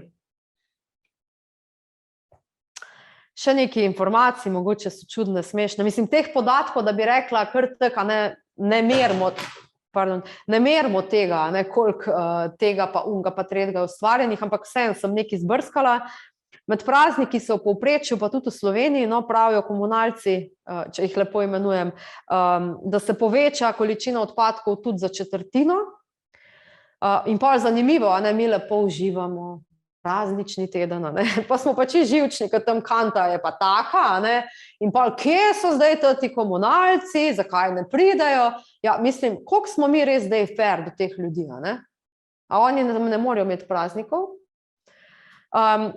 Ok, darilni papir sem povedala, pač v Veliki Britaniji so zračunali, da recimo na družino v povprečju pridejo za vse te božično-novoletne praznike 4 zvitki tega darilnega papirja. Meni se zdi kar velik. Izračunali so tudi, recimo, da za izdelavo 3000 božičnih voščilnic je potrebno 1 drevo posekati. Pač v Sloveniji mogoče tukaj, kar se dreves tiče, nimamo največji problem, čeprav Pohorje mogoče bi bilo za premisliti, da se ne posekali, ne. Skratka, Slovenija je tudi območje, ki se deloma zarašča, ampak kljub vsemu 1 drevo je vredno. Vredno torej v tem momentu prečiščevanja ogljikovega dioksida in spreminjanja v kisik. Podatek zdaj, jaz zelo rada predavam o zavrženi hrani, pa škoda, pač ne gre vse danes tlačiti noter, pa mogoče kdaj drugič, ampak to mi je res, res ljuba tema. Zakaj? Zato, ker sem vsakič toliko šokirana. In v svetu velja, pa tudi za Slovenijo velja, da zavržemo 1/3 pridelane hrane. Dajte si zraven sam, kaj smo mi vse mogli vložiti v ta proces, da se je ta hrana pridelala, zdaj smo pa lepo zapakirali pa vrgli stran. Ali pa primer, kada bi vzeli na trgovski polici štruco kruha, pridemo domov, 1/3 odlomimo pa vržemo v koš, tako se obnašamo. In za praznike tudi zavržene hrane vržemo več stran, mislim, nastane tudi več za 1/5 teh količin. Torej, pa mogoče še eno nagradno vprašanje pri odpadni zavrženi hrani, kakorkoli to imenujemo. Recimo mi, ko delamo delavnice, dogodke in tako naprej v društvu, dostikrat vprašamo ljudi. Kaj mislite, kje se zavrže največ hrane? Kje? Kdo? Ni treba odgovarjati nujno, razen če hočete. Ampak tako, zanimivi odgovori in vedno znova isto. Ljudje govorijo, to so bolnice, šole, dragi hoteli, itd., itd. A veste, kje nastane po zadnjih podatkih 51% odpadne hrane? V gospodinjstvih. V gospodinjstvih. In pa razmišljate, kdo to kmeče stran? V bistvu verjetno nekateri več, drugi manj, ampak gre za zelo preprosto matematiko. Zelo preprosto. Pa vam samo en primer, 200-gramskega paradižnika ali pa jabolka ali pa jogurta, kar hočete si vzamete. Če bi vsi prebivalci Slovenije vrgli stran 200-gramski jogurt, je to 413 ton zavržene hrane. Zdaj lahko špekuliramo, pa rečemo, vse ne vržejo vsi stran. Pa dobro, dajmo iti na polovico. Smo še vedno na 200 plus, da se razumemo. Zdaj pa se spet vrnemo nazaj, a res nimamo vpliva? Pa si spet mislimo, ok, jaz ne bom vrgla jogurta stran, a to kaj pomeni? Ja ne, če ga jaz ne bom, pa mi vsi tukaj že počas nekaj pomeni. Pa še ena stvar, pri zavrženi hrani imamo 3-kratni strošek. Prvič, hrano je bilo treba pridelati, torej se je metal denar tja noter, da rečem temu teka. In na koncu, zdaj pa vzamemo res kot gospodinjstvo ali pa osebno, mi to hrano kupimo, poravnamo ta strošek, torej kupimo. Drugič, mi s to hrano moramo nekaj narediti. Najmanj, kar je, damo jo v hladilnik, jo skladiščimo, kuhamo, pečemo itd. Torej, spet vlagamo energijo in čas in nove sestavine v to hrano. In na koncu, ko hrana gre stran, ja, mi plačamo odpadke, odvoz odpadkov. 3-krat. Zdaj si sam zamislite, da že na ravni ene organizacije, ene šole, ene bolnišnice, mi pridemo do resnih prihrankov, da se razumemo, če nekaj tu naredimo.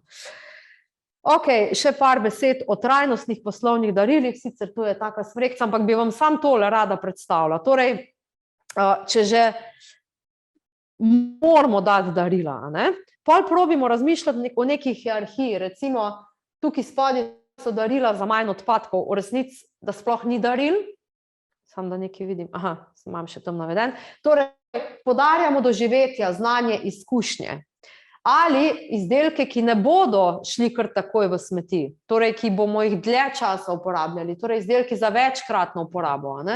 Če to ne gre manj zaželena, že manj torej zaželena prilika je ponovna uporaba, torej kupujemo v centrih ponovne uporabe, rabljene izdelke, zakaj pa ne? Ali pa vsaj izrabljenih materialov, kaj naredimo, a ne? Če recimo izdelujemo karkoli. Uporabna darila so naslednja, sicer manj zaželena možnost, ampak mogoče še zmeri majčken bolj sprejemljiva, a ne? Kupimo kaj uporabnega, kar bodo ljudje res uporabili, kar vemo, da bo šlo v promet, a ne? Ali pa hrano in pijačo, tukaj še posebej pozivamo na lokalne pridelovalce, recimo zmerja, ne? Torej, pri kakemu kmetu, pri nekomu, ko je nekaj sam pridelal, ne pri korporacijah, ne? Če na koncu pač pridemo do tega, kaj so še možnosti, pač kupimo mogoče tudi kakšne rokodelske izdelke ali pa fair trade izdelke ali pa tiste s trajnostnimi certifikati, ne? Ampak poudarjam, spet imamo piramido, najboljše vedno znova torej iti k temu, da odpadkov ne bo. In še čist par hitrih nasvetov, ne rabimo tekmovati z vrednostjo daril. Res, ljudje smo danes toliko odtujeni, pejte k komu, pa sam sedite zraven njega, pa ga poslušajte. To je darilo. Spijte čaj, spijte kavo.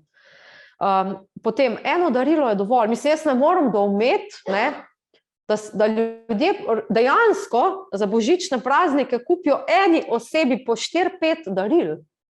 Bog pomagi, no, mislim. A ni eno dovolj, ne? Podarite naprej, če ste dobili kaj takega, kar vam ne ustreza, ne? Dejte komu, ali neste v center za ponovno uporabo. Pri zavijanju uporabljite naravne materiale, ali pa časopisen papir, ali pa nek papir, ki pač bi sicer šel na odpad. Podarite čas, pomagite, napišite lep darilni bon. Naslednji mesec, povej, kdaj potrebuješ, pridem ti pomagati čistiti hišo. To ljudem zna zelo veliko pomenta, ne? Sploh mogoče starejšima, ne? Ali pa ne vem, evo, staršem nam, super bi mi bilo, če bi mi nekdo napisal, evo, enkrat tedensko ti naslednjem mesecu vzamem hči, pa bomo šle ven na sprehod, pa tep ni treba. Recimo, ne? Pač kaj takega. Sicer razmislite tudi o podarjanju semen, rož, dreves, to je tudi prispevek k temu svetu, pa tudi recimo podarite izkušnjo, no? Tukaj sem jih že nekaj prej navrgla, ne? Podarite neke tečaje, članarine, vstopnice, nekaj, da bojo ljudje doživeli, ne? Pa še čisto zadnji poziv, pa mislim spet, da tukaj nismo čisto pravi posejen. Mi smo dejansko zadnja generacija, ki lahko kaj spremeni na področju torej podnebnih sprememb. Nekateri pravijo, da je prepozno, ampak mogoče čisto prepozno še ni. In tega ne bo nihče naredil namesto nas. Noben krog enih odločevalcev lahko neke odločitve sprejmejo, ampak vsi mi smo tisti, ki lahko prispevamo. In včasih se zdi, da so naši koraki čist premali, da nič ne pomenijo, pa mogoče naj bo še ta slikca za navdihane. Včasih vrsta majhnih korakov pomeni, da pridemo precej dlje, kot pa da čakamo na neke velike odločitve, ponavadi nekoga drugega, pa sam čakamo, ne. Hvala za pozornost, upam, da sem vam predala kak navdih, kako idejo. Tukaj pa moje kontakti, zmeri sem vesela za kak feedback, če bo kdaj kakva potreba, po čemerkoli pokličite, se slišmo.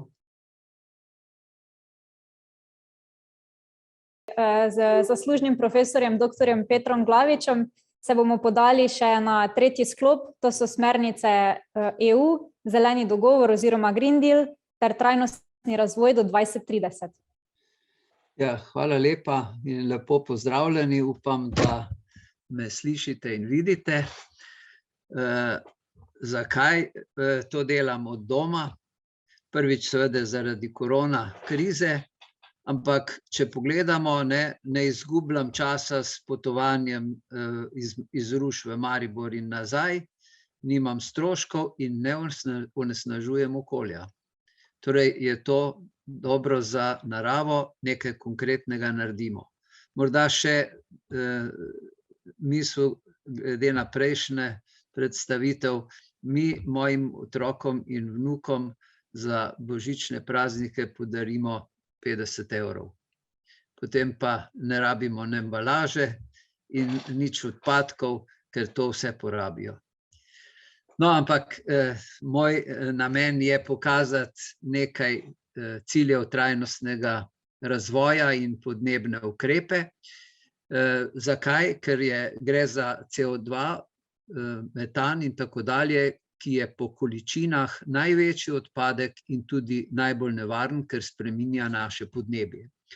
Pokazal bom nekaj mednarodnih dogovorov, ki so bili pred Evropskim zelenim dogovorom, in pa nekaj o znanstvenih poročilih, ki nas silijo v to, da gremo v spremembo navad, običajev in podobnega običajnega načina življenja. In to ta Evropski zeleni dogovor omogoča. Nastal je v letih 18-19, konc leta 19 je bil sprejet in ima cilje tako za prvo desetletje 2030, kot tudi za obdobje do 2050, ko naj bi dosegli neto nič odpadkov, kot smo rekli, torej nobenih izpustov toplogrednih plinov. Morda bom se še malo ozrl na rezultate pravkar končanega dogovora v Glasgowu in na kratko omenil, kaj pa zdaj čaka nas na delovnem mestu, v družini, v mestu in tako dalje. No, tule je 17 ciljev trajnostnega razvoja. Trajnostni razvoj ima gospodarsko sestavino, potem ima okoljsko in ima družbeno. Zdaj, če gledamo tule, odprava revščine, lakote, dobro počutje, zdravje, izobraževanje, enakost spolov, to so vse družbene komponente tega trajnostnega razvoja. Tu pa imamo zdaj čisto vodo, potem čisto energijo, to pa so okoljski. In če gledamo dostojno delo, gospodarska rast, industrija, inovacije, potem gre tu za gospodarsko sestavino. Seveda pa imamo tudi, nekako bi lahko rekli, skupine tega, torej,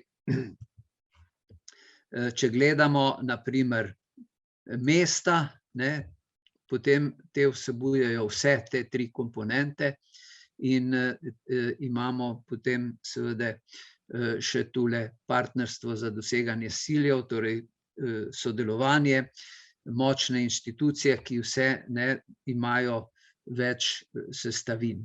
No, tu pa so še potem podnebni ukrepi, življenje v vodi in življenje na kopnem, ki so spet okoljsko naravnani. In mi se bomo pri tem zelenem dogovoru nekako osredotočili na te podnebne ukrepe. Gre za cilj, ki je 9. od 17, ima pa 5 podciljev, torej skupaj ima teh 17 ciljev pod 169 podciljev, od tega jih je v te 9. od 17 5. In sprejeto je bilo to leta 15 v Organizaciji Združenih narodov, imenuje se načrt, ali pa vidim, da radi uporabljate angleške tujke, agenda, je zdaj to, ampak to je navaden načrt 2030 za trajnostni razvoj. No, ta cilj je sprejeti nujne ukrepe za boj proti podnebnim spremembam in njihovim posledicam. Torej, to je vsebina. Ima pa 5 podciljev, 3 glavne in 2 pomožna. V vseh državah krepiti pripravljenost na nevarnosti in naravne nesreče, torej biti moramo pripravljeni na poplave, požare in tako naprej. In biti moramo sposobni se jim prilagoditi, torej da pravočasno reagiramo, ko do njih pride. Drugič, vključiti ukrepe za boj proti podnebnim spremembam, politike, strategije in načrte na državni ravni. Torej, država je zadolžena za to, da pripravi reagiranje na te cilje. In tretja, izboljšati onesnaževanje, izobraževanje, ozaveščanje ter človeške in institucionalne zmogljivosti za blažitev podnebnih sprememb. Torej, da če že do teh pride, da so čim manj nevarne in čim manj usodne za prebivalce. Torej, treba se je prilagajati, omejevati posledice in pravočasno opozarjati. No, tu pa sta zdaj še dva podcilja, ki sta tudi pomembna. Razvite države naj bi prispevale 100 milijard ameriških dolarjev letno za potrebe držav na področju, kjer pravzaprav malo onesnažujejo, pa nadpovprečno trpijo zaradi posledic teh sprememb. Torej, za izvajanje blažilnih ukrepov, preglednosti pri izvajanju, pa za celovito delovanje zelenega podnebnega sklada, da bi ta imel čim boljši učinek. Drugi je spodbujati mehanizme za povečanje zmogljivosti za učinkovito načrtovanje in upravljanje v povezavi s podnebnimi spremembami v najmanj razvitih državah in malih otoških državah, ki so ogrožene zaradi dviganja morske gladine, pa seveda potem tudi s poudarkom na tistih, ki so ranljivi, torej ženske, mladi in pa zapostavljene lokalne skupnosti. Tule je prikaz, vidite, od 800 tisoč pred našim štetjem leta, torej 800 tisoč let nazaj, 805 pa pol. In vidite, da so nihanja v vsebnosti CO2. Nekje, če pogledamo, med 200 in 250. Tule pa smo zdaj v našem obdobju in vidimo, kaj se dogaja od te normalne še tule vsebnosti CO2, smo prišli na 410 v tem trenutku. Še 2 leti nazaj je bilo manj kot 400, zdaj pa že 410. Torej, skoraj smo na podvojeni vsebnosti CO2 in to deluje sedaj kot topla greda. Tule je prikazano, koliko je tega, torej 35 milijard ton CO2 imamo in tule je zgodovina. Torej začelo se je z industrijsko revolucijo, tu nekje okrog leta 1850 do 1900, to smatramo kot nekak izhodišče, čeprav je že takrat bilo kar nekaj tega CO2 več kot v prejšnjih stoletjih. In tu vidimo zdaj, koliko kdo prispeva.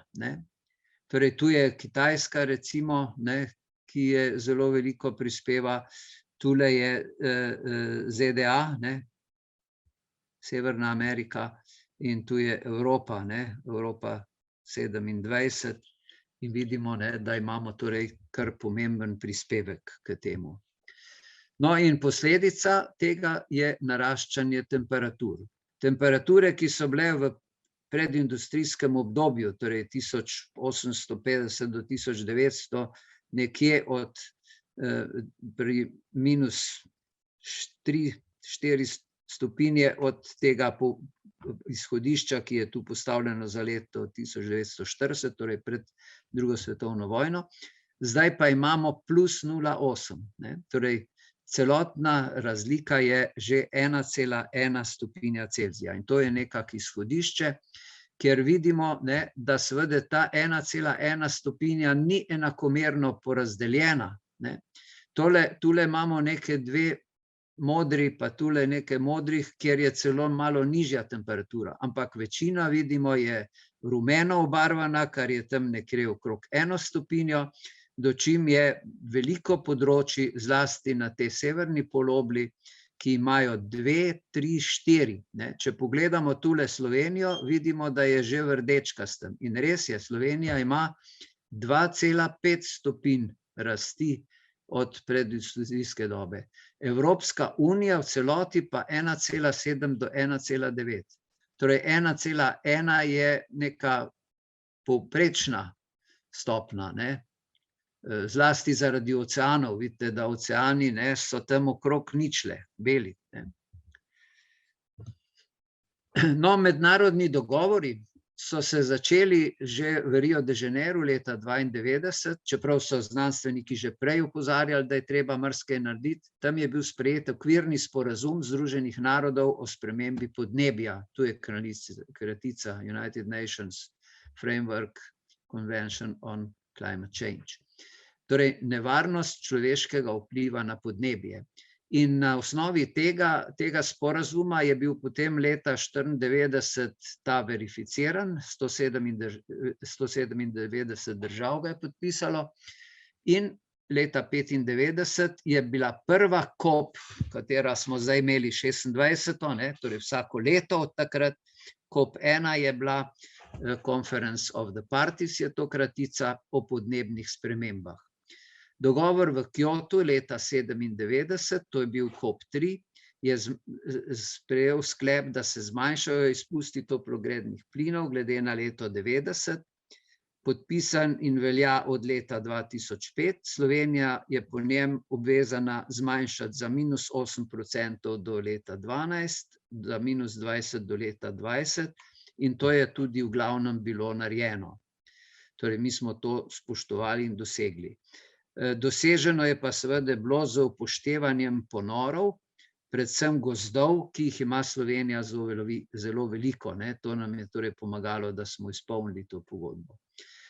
Potem pa sledi Pariški sporazum leta 2015, ki je prvi splošen in pravno zavezujoč podnebni sporazum, podpisalo ga je 196 držav, in ta pravi, da je treba po možnosti dvigniti največ za 1,5, torej, oziroma največ za 2 stopinji. Torej, željeno je, da bi bilo 1,5, torej od 1,1 še do 1,5, nikakor pa ne več kot 2 stopinji.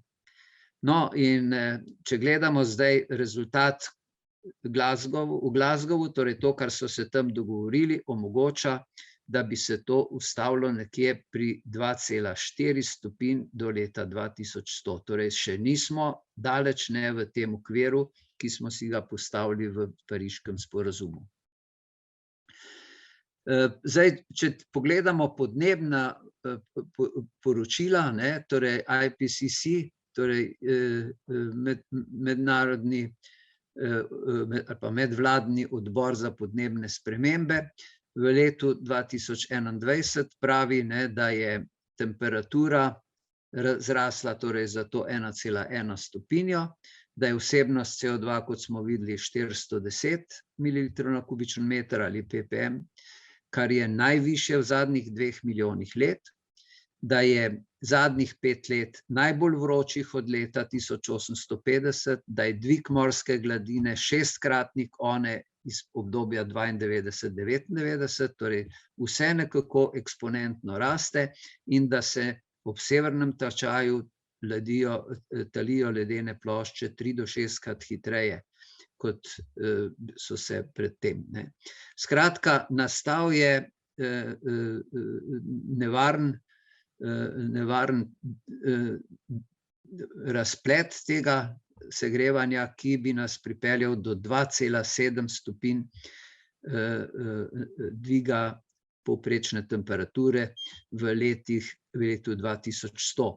In seveda, zdaj, če se spomnite tistega zemljevida, to bi pomenilo pri nas, ne vem, 5 stopinj, 6 stopinj več, kot pa je bilo prej povprečje.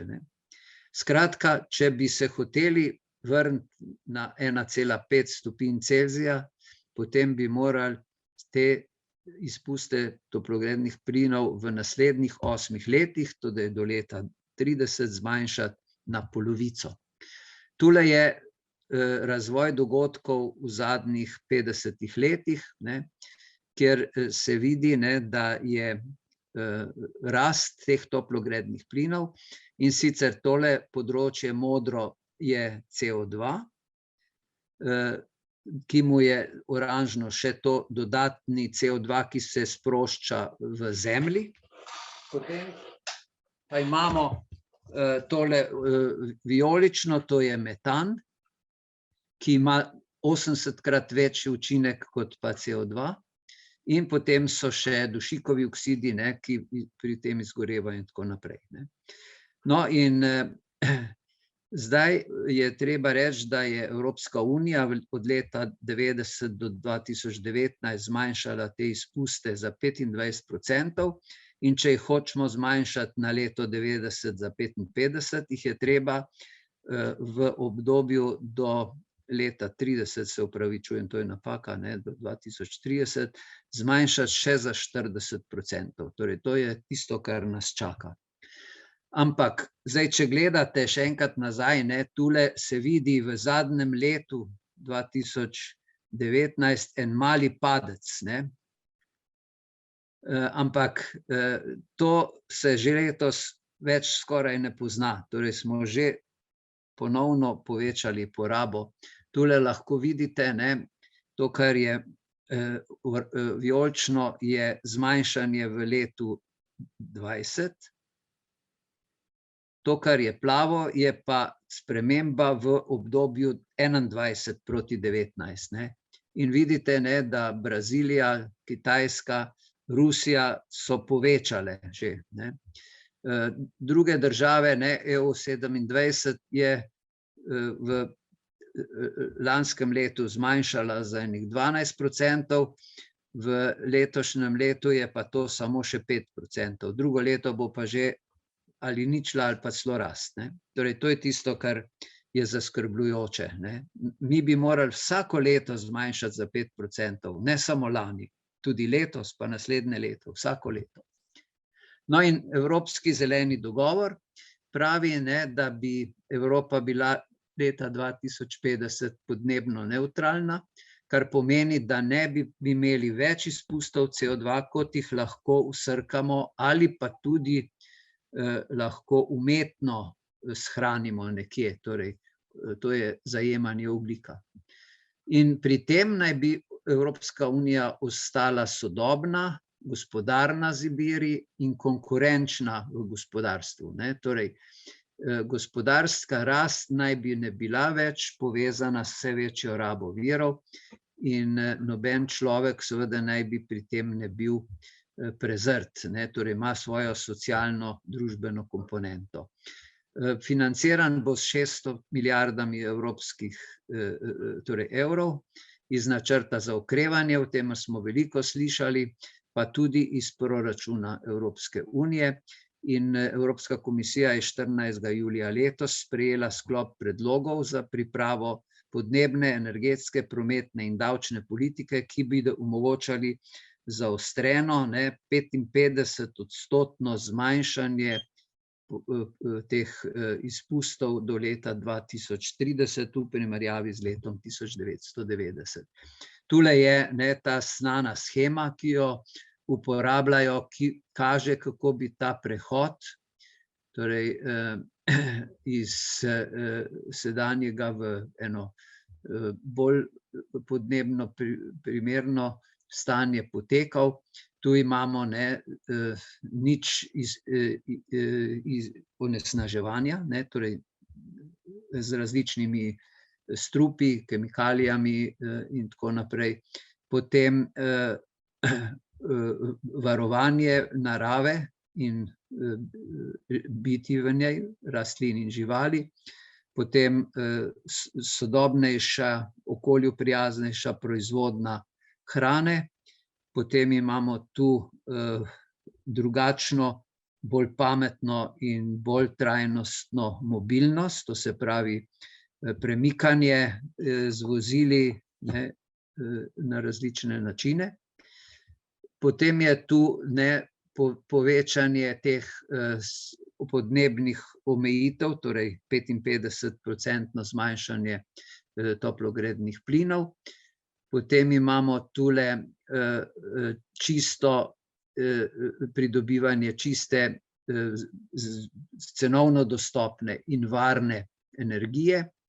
Potem industrija, ki bi delala čisto in v okviru krožnega gospodarstva, kot smo slišali. In pa seveda stavbe, ki bi jih gradili in renovirali, tako da bi bile energijsko in snovno bolj učinkovite.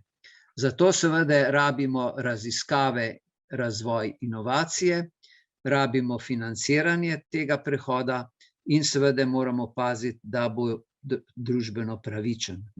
Zato je bil izdelan Evropski podnebni dogovor in Evropska unija je vodilna v svetu na tem področju sprememb, ki jih obravnava. No, ta julijski paket ukrepov je bil še dodatno zaostren, tule so cilji, ki so bili postavljeni, cena, ki je za to, in pravila, in pa podporni ukrepi za to, da bo stvar tekla družbeno sprejemljivo.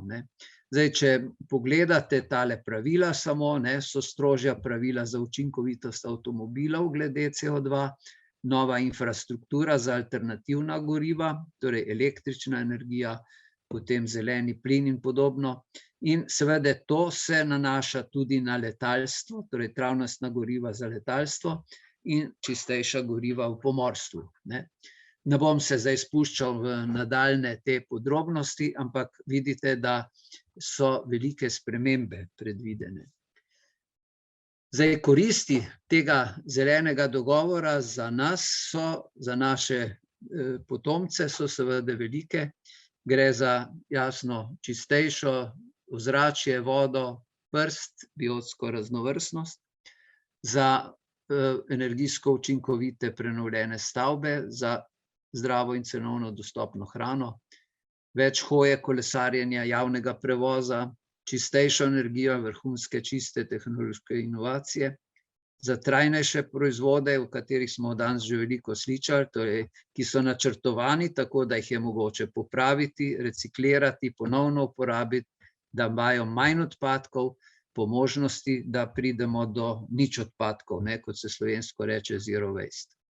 No, delovna mesta, primerna za prihodnost, so seveda potrebna in jih je treba v izobraževanju uvajati, kot smo slišali pri prvem predavanju, gre za usposabljanje za preobrazbo in seveda temu mora slediti tudi industrija, ki naj ostane svetovno konkurenčna in odporna.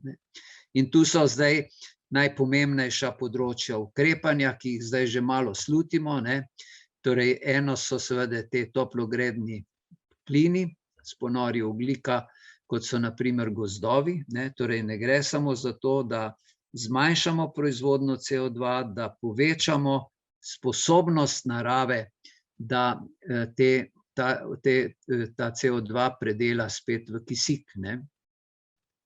Seveda to zahteva financiranje za pravičen prehod, zahteva energijo iz obnovljivih virov, kot so sonce, veter, pa tudi organske snovi, torej les. Energijska učinkovitost se mora bistveno povečati, potem alternativna goriva, obdavčitev energije bo zelo pomembna, potem prilagoditev za uvoz, torej mi smo zmanjšali ta CO2 na ta račun, da nam to zdaj delajo na Kitajskem, v Indoneziji in tako naprej. In emisije toplogrednih plinov v gospodarstvu, industriji, prometu, kmetijstvu, odpadki se morajo bistveno znižati. In tu so zdaj evropska podnebna, torej ta zeleni dogovor ima 9 komponent, kot jih bom jaz tu na kratko prikazal. Prva so ta evropska podnebna pravila. Od leta 90 se je gospodarska rast povečala za 62%, emisije pa so se v istem obdobju zmanjšale za 24%. Torej je rast ločena od emisij, rast je pozitivna, emisije so negativne.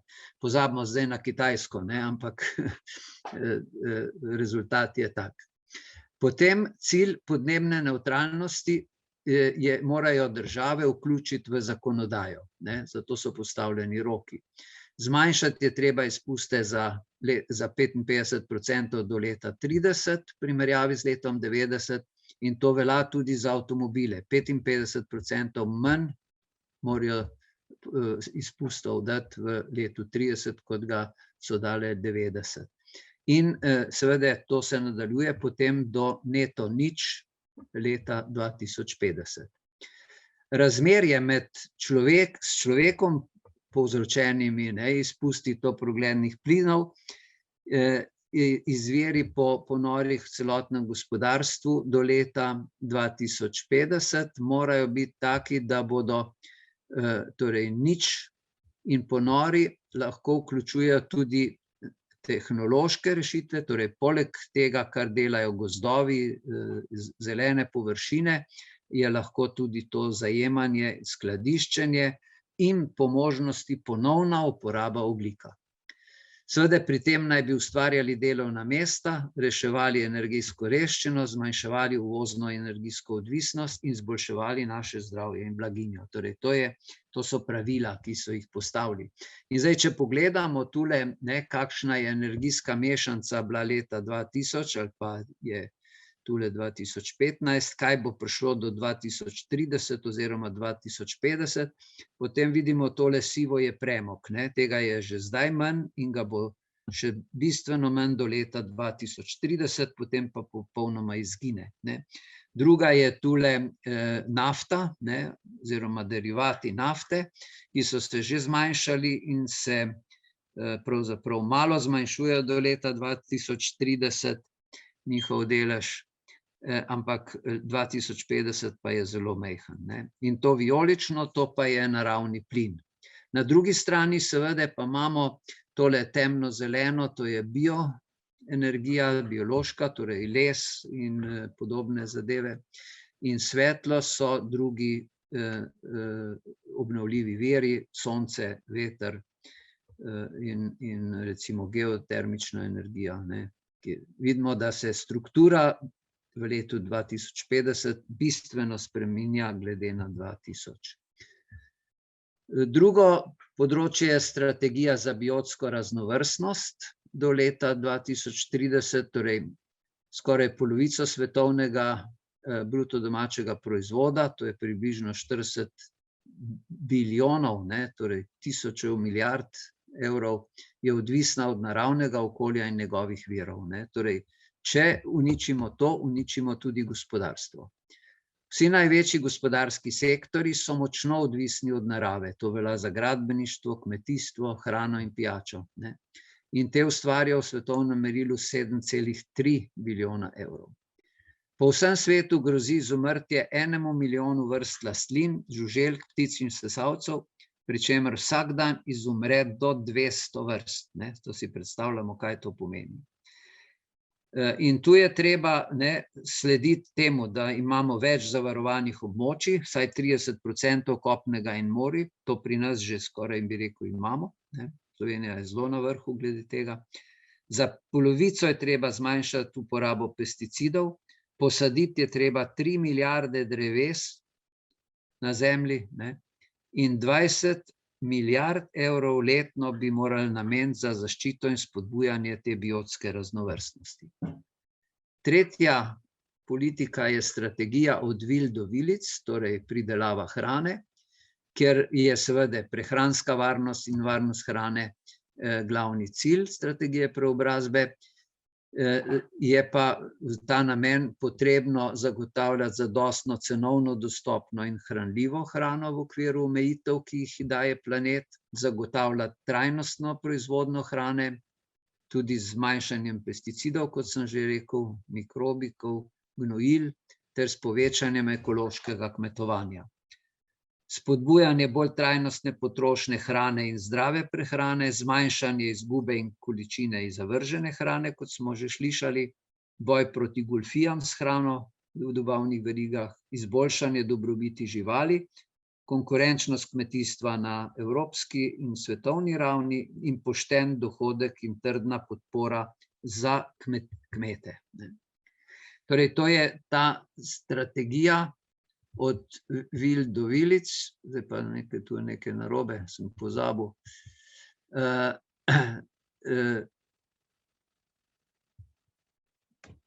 Evropska industrijska strategija, ta vsebuje tudi akcijski načrt za krožno gospodarstvo, o katerem smo že danes kar precej slišali. Cilj je seveda, da bi industrija omogočala in pospeševala spremembe ki bi bila podpora dvojnemu prehodu, zelenemu in digitalnemu. Tudi to je bilo zadnje leto veliko govora o tem, ker se delijo sredstva za ta namen, ki jih je Evropska unija namenila, tudi za nas se tu pripravlja oziroma že imamo odobreno ta sredstva. Potem je ločitev gospodarske rasti od rabe virov in prehod na krožni sistem proizvodnje. To je sistem, ki nima odpadkov, torej gremo proti nič odpadkom. In tu je novi akcijski načrt, kot sem že omenil, za to krožno gospodarstvo. Nanaša se na različne sektorje in odpadke, recimo elektronika, informacijsko-komunikacijska tehnologija, to se pravi telefoni, računalniki in tako naprej, baterije, embalaža, plastika, tekstilni izdelki, gradbeništvo in stavbe ter hrana. Torej, to so glavna področja, na katerih bi naj to krožno gospodarstvo začelo resnično dobro delovati. Politika Evropske unije je, da bi industrijska politika postala bolj trajnostna, okolju prijaznejša, konkurenčnejša in odpornejša. Torej, to so te cilji. Šesta skupina je energija. Energija povzroča 75% izpustov toplogrednih plinov, izhaja pa iz rabe in proizvodne energije, zato je tu razogljičenje, kot pravimo temu, ključno za podnebno nevtralno Evropsko unijo. Tu se predvideva trgovalni sistem, ki bi določil ceno ogljikovih izpustov. V 16 letih je znižal izpuste v energijsko intenzivnih podjetjih za skoraj 43% in to naj bi zdaj razširili tudi na druga področja industrije.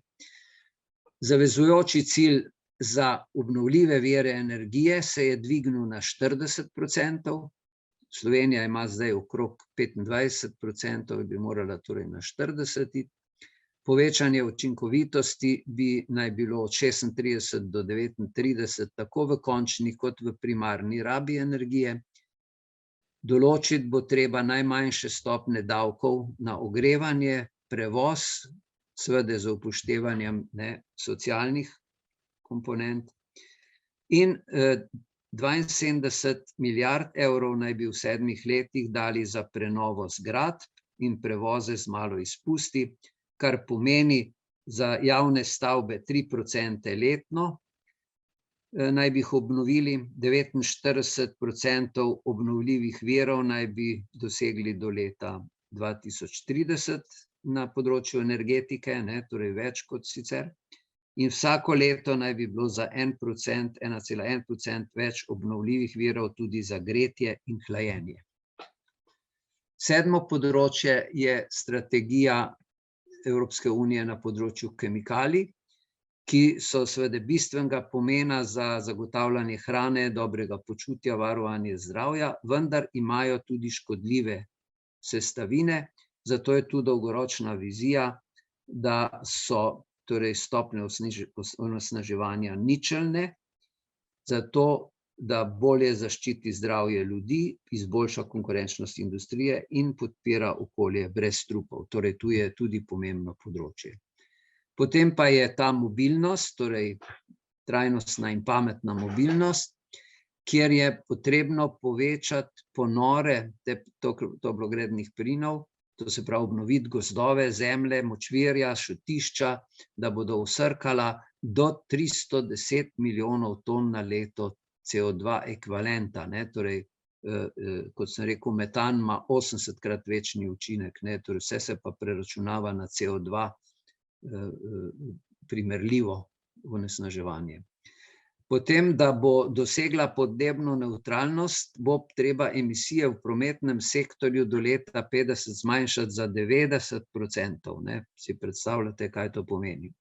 In zato mora ta sektor postati bolj trajnostni in pametnejši. Avtomobili morajo že do leta 30 za minus 55% zmanjšati izpuste do leta. Po letu 2035 pa ne bi bila več dovoljena proizvodnja avtomobilov z izpusti. Torej, samo še električni ali pa na zeleni plin, ne, kot pravimo. Torej, gre za celo vrsto aktivnosti, ki vključujejo tudi železnice, revizijo pravil o cestnih pristojbinah za težka vozila, novo financiranje za podporo razogljičenju prometa, biogorivo za avione in ladje, kot sem že omenil, in bioenergija bi seveda prispevala tudi kot pravi fosilnih oziv in razogljičenj. No in še zadnji je mehanizem za pravični prehod, torej potrebna bo podpora regijam, ki jih bo prehod najbolj prizadel, pri nas je to recimo Šoštanj, ne? In v obdobju od 21 do 27 bojo za to namenili 65 do 75 milijard evrov. To bo šlo tako za ljudi in skupnosti, ne, zato da se izboljšajo zaposlitvene možnosti, energijska učinkovitost stanovanj, boj proti energijski revščini, preusposabljanje in tako naprej.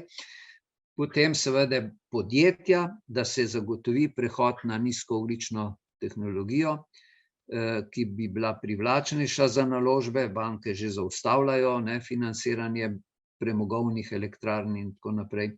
Zagotavljati je treba finančno podporo ter vlaganje v raziskave in inovacije. In seveda še države članice bodo imele naložbe v nova zelena delovna mesta, trajnostni javni prevoz, digitalno povezljivost in infrastrukturo za čisto energijo. No, sklad, ki je za to namenjen, znaša 17,5 milijard evrov kot prvi steber za pravični prehod, in porabo bodo dopolnjevali potem nacionalno sofinanciranje, prenosi iz Evropskega sklada za regionalni razvoj in Evropskega socialnega sklada.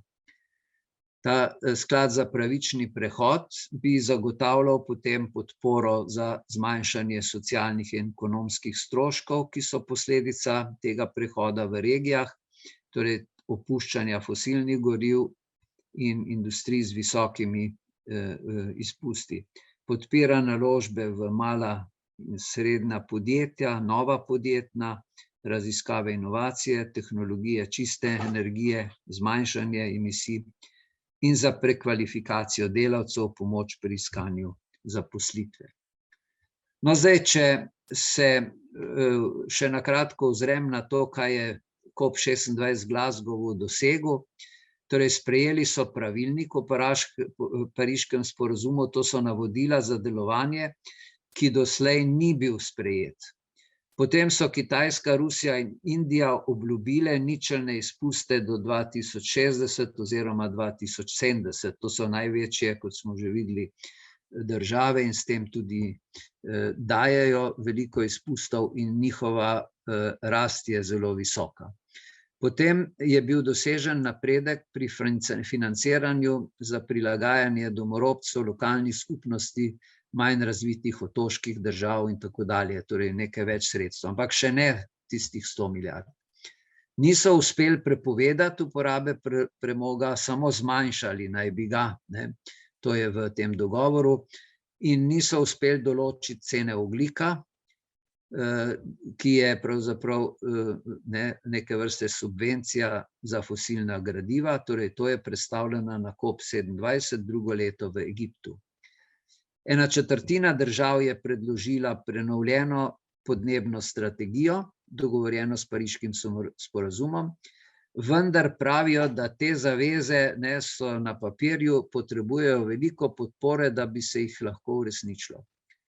Sklad za nerazvite in prizadete države torej še ni zagotovljen, dosežen pa je dogovor o izpuščanju metana, in sicer za 30% zmanjšanje do leta 30, in do leta 30 naj bi tudi ustavili krčenje gozdov in drugo uničevanje narave, torej tu je najbolj v ospredju Brazilija, pa tudi Kongo, in v Aziji imamo te tropske gozdove. No, zdaj, če pogledamo, kaj je se zgodilo, to je tole. Torej, prišli smo na 2,4 stopinje. To je bilo bolje, kot je bilo doslej, 2,7 do 3,1. In seveda, že do zdaj smo šli stran od te poti, ki je drugače obetala 4 do 5% povečanje temperatur. Ampak do teh 1,5 do 2, pa smo še kar precej oddaljeni, torej nas še čaka veliko dela. Tule je svetovni zemljevid, modre države so torej sprejele ta ničelne izpuste, neto ničelne izpuste do leta 50. Če gledamo, to je cela Severna Amerika, po tem, ko je novi predsednik, so torej pristopili k temu, prej niso. Brazilija je tu, potem je tu Rusija, praktično vsa Evropska unija, Saudska Arabija, Indija, Kitajska, Avstralija, neka Južna Afriška republika. Torej, precejšen del vsaj tistega razvitega sveta je tu. No, zdaj zaveze, kot ste videli, Evropske unije in Slovenije so jasne, ampak kaj to zdaj pomeni za nas, doma, v podjetju, v zavodu, v mestu? Mi delamo po vzoru, ki ga je Tehniška univerza v Gradcu naredila za univerzo, torej oni so napravili bilanco izpustov, torej največ jih je od električne energije, toplote, zgradb, potovanj, zlasti letalskih potovanj, dnevnih prevozov, potem materialov, hrane. Zelo pomemben je ta ogljikov oziroma ekološki odtis, o katerem smo tudi že danes nekaj slišali. Potem so naredili analizo možnosti ukrepanja in po letih program zniževanja izpustov, torej neke vrste časovni načrt. Jaz sem ga predstavil našemu vodstvu univerze, pa ni bilo kaj navdušeno. Drugo leto imamo volitve in so rekli, da ne bi omejevali ljudi pri prevozih, pri poletih in tako naprej. Ampak pomeni, da ne želimo izvajati tega, kar se je država, kar se je Unija dogovorila. Tudi mi smo naredili primer izobraževanja, projekt Erasmus za izobraževanje za nič odpadkov in krožno gospodarstvo, izobraževanje in usposabljanje tehnikov in vodij za ti dve področji, lahko ga vidite na tele spletni strani, če date Edu Zvače v Google, vam boste dobili to platformo. In imamo trajnostno in družbeno odgovorno univerzo v Mariboru, leta 2012 je bila ustanovljena, zdaj pa je zginila v tem času že, torej ni več na spletni strani, ni pa programa, torej stvari se ne odvijajo in mi kot center zaslužnih profesorjev in upokojenih visokošolskih učiteljev intenzivno delamo, da se to spet uvede. Hvala lepa.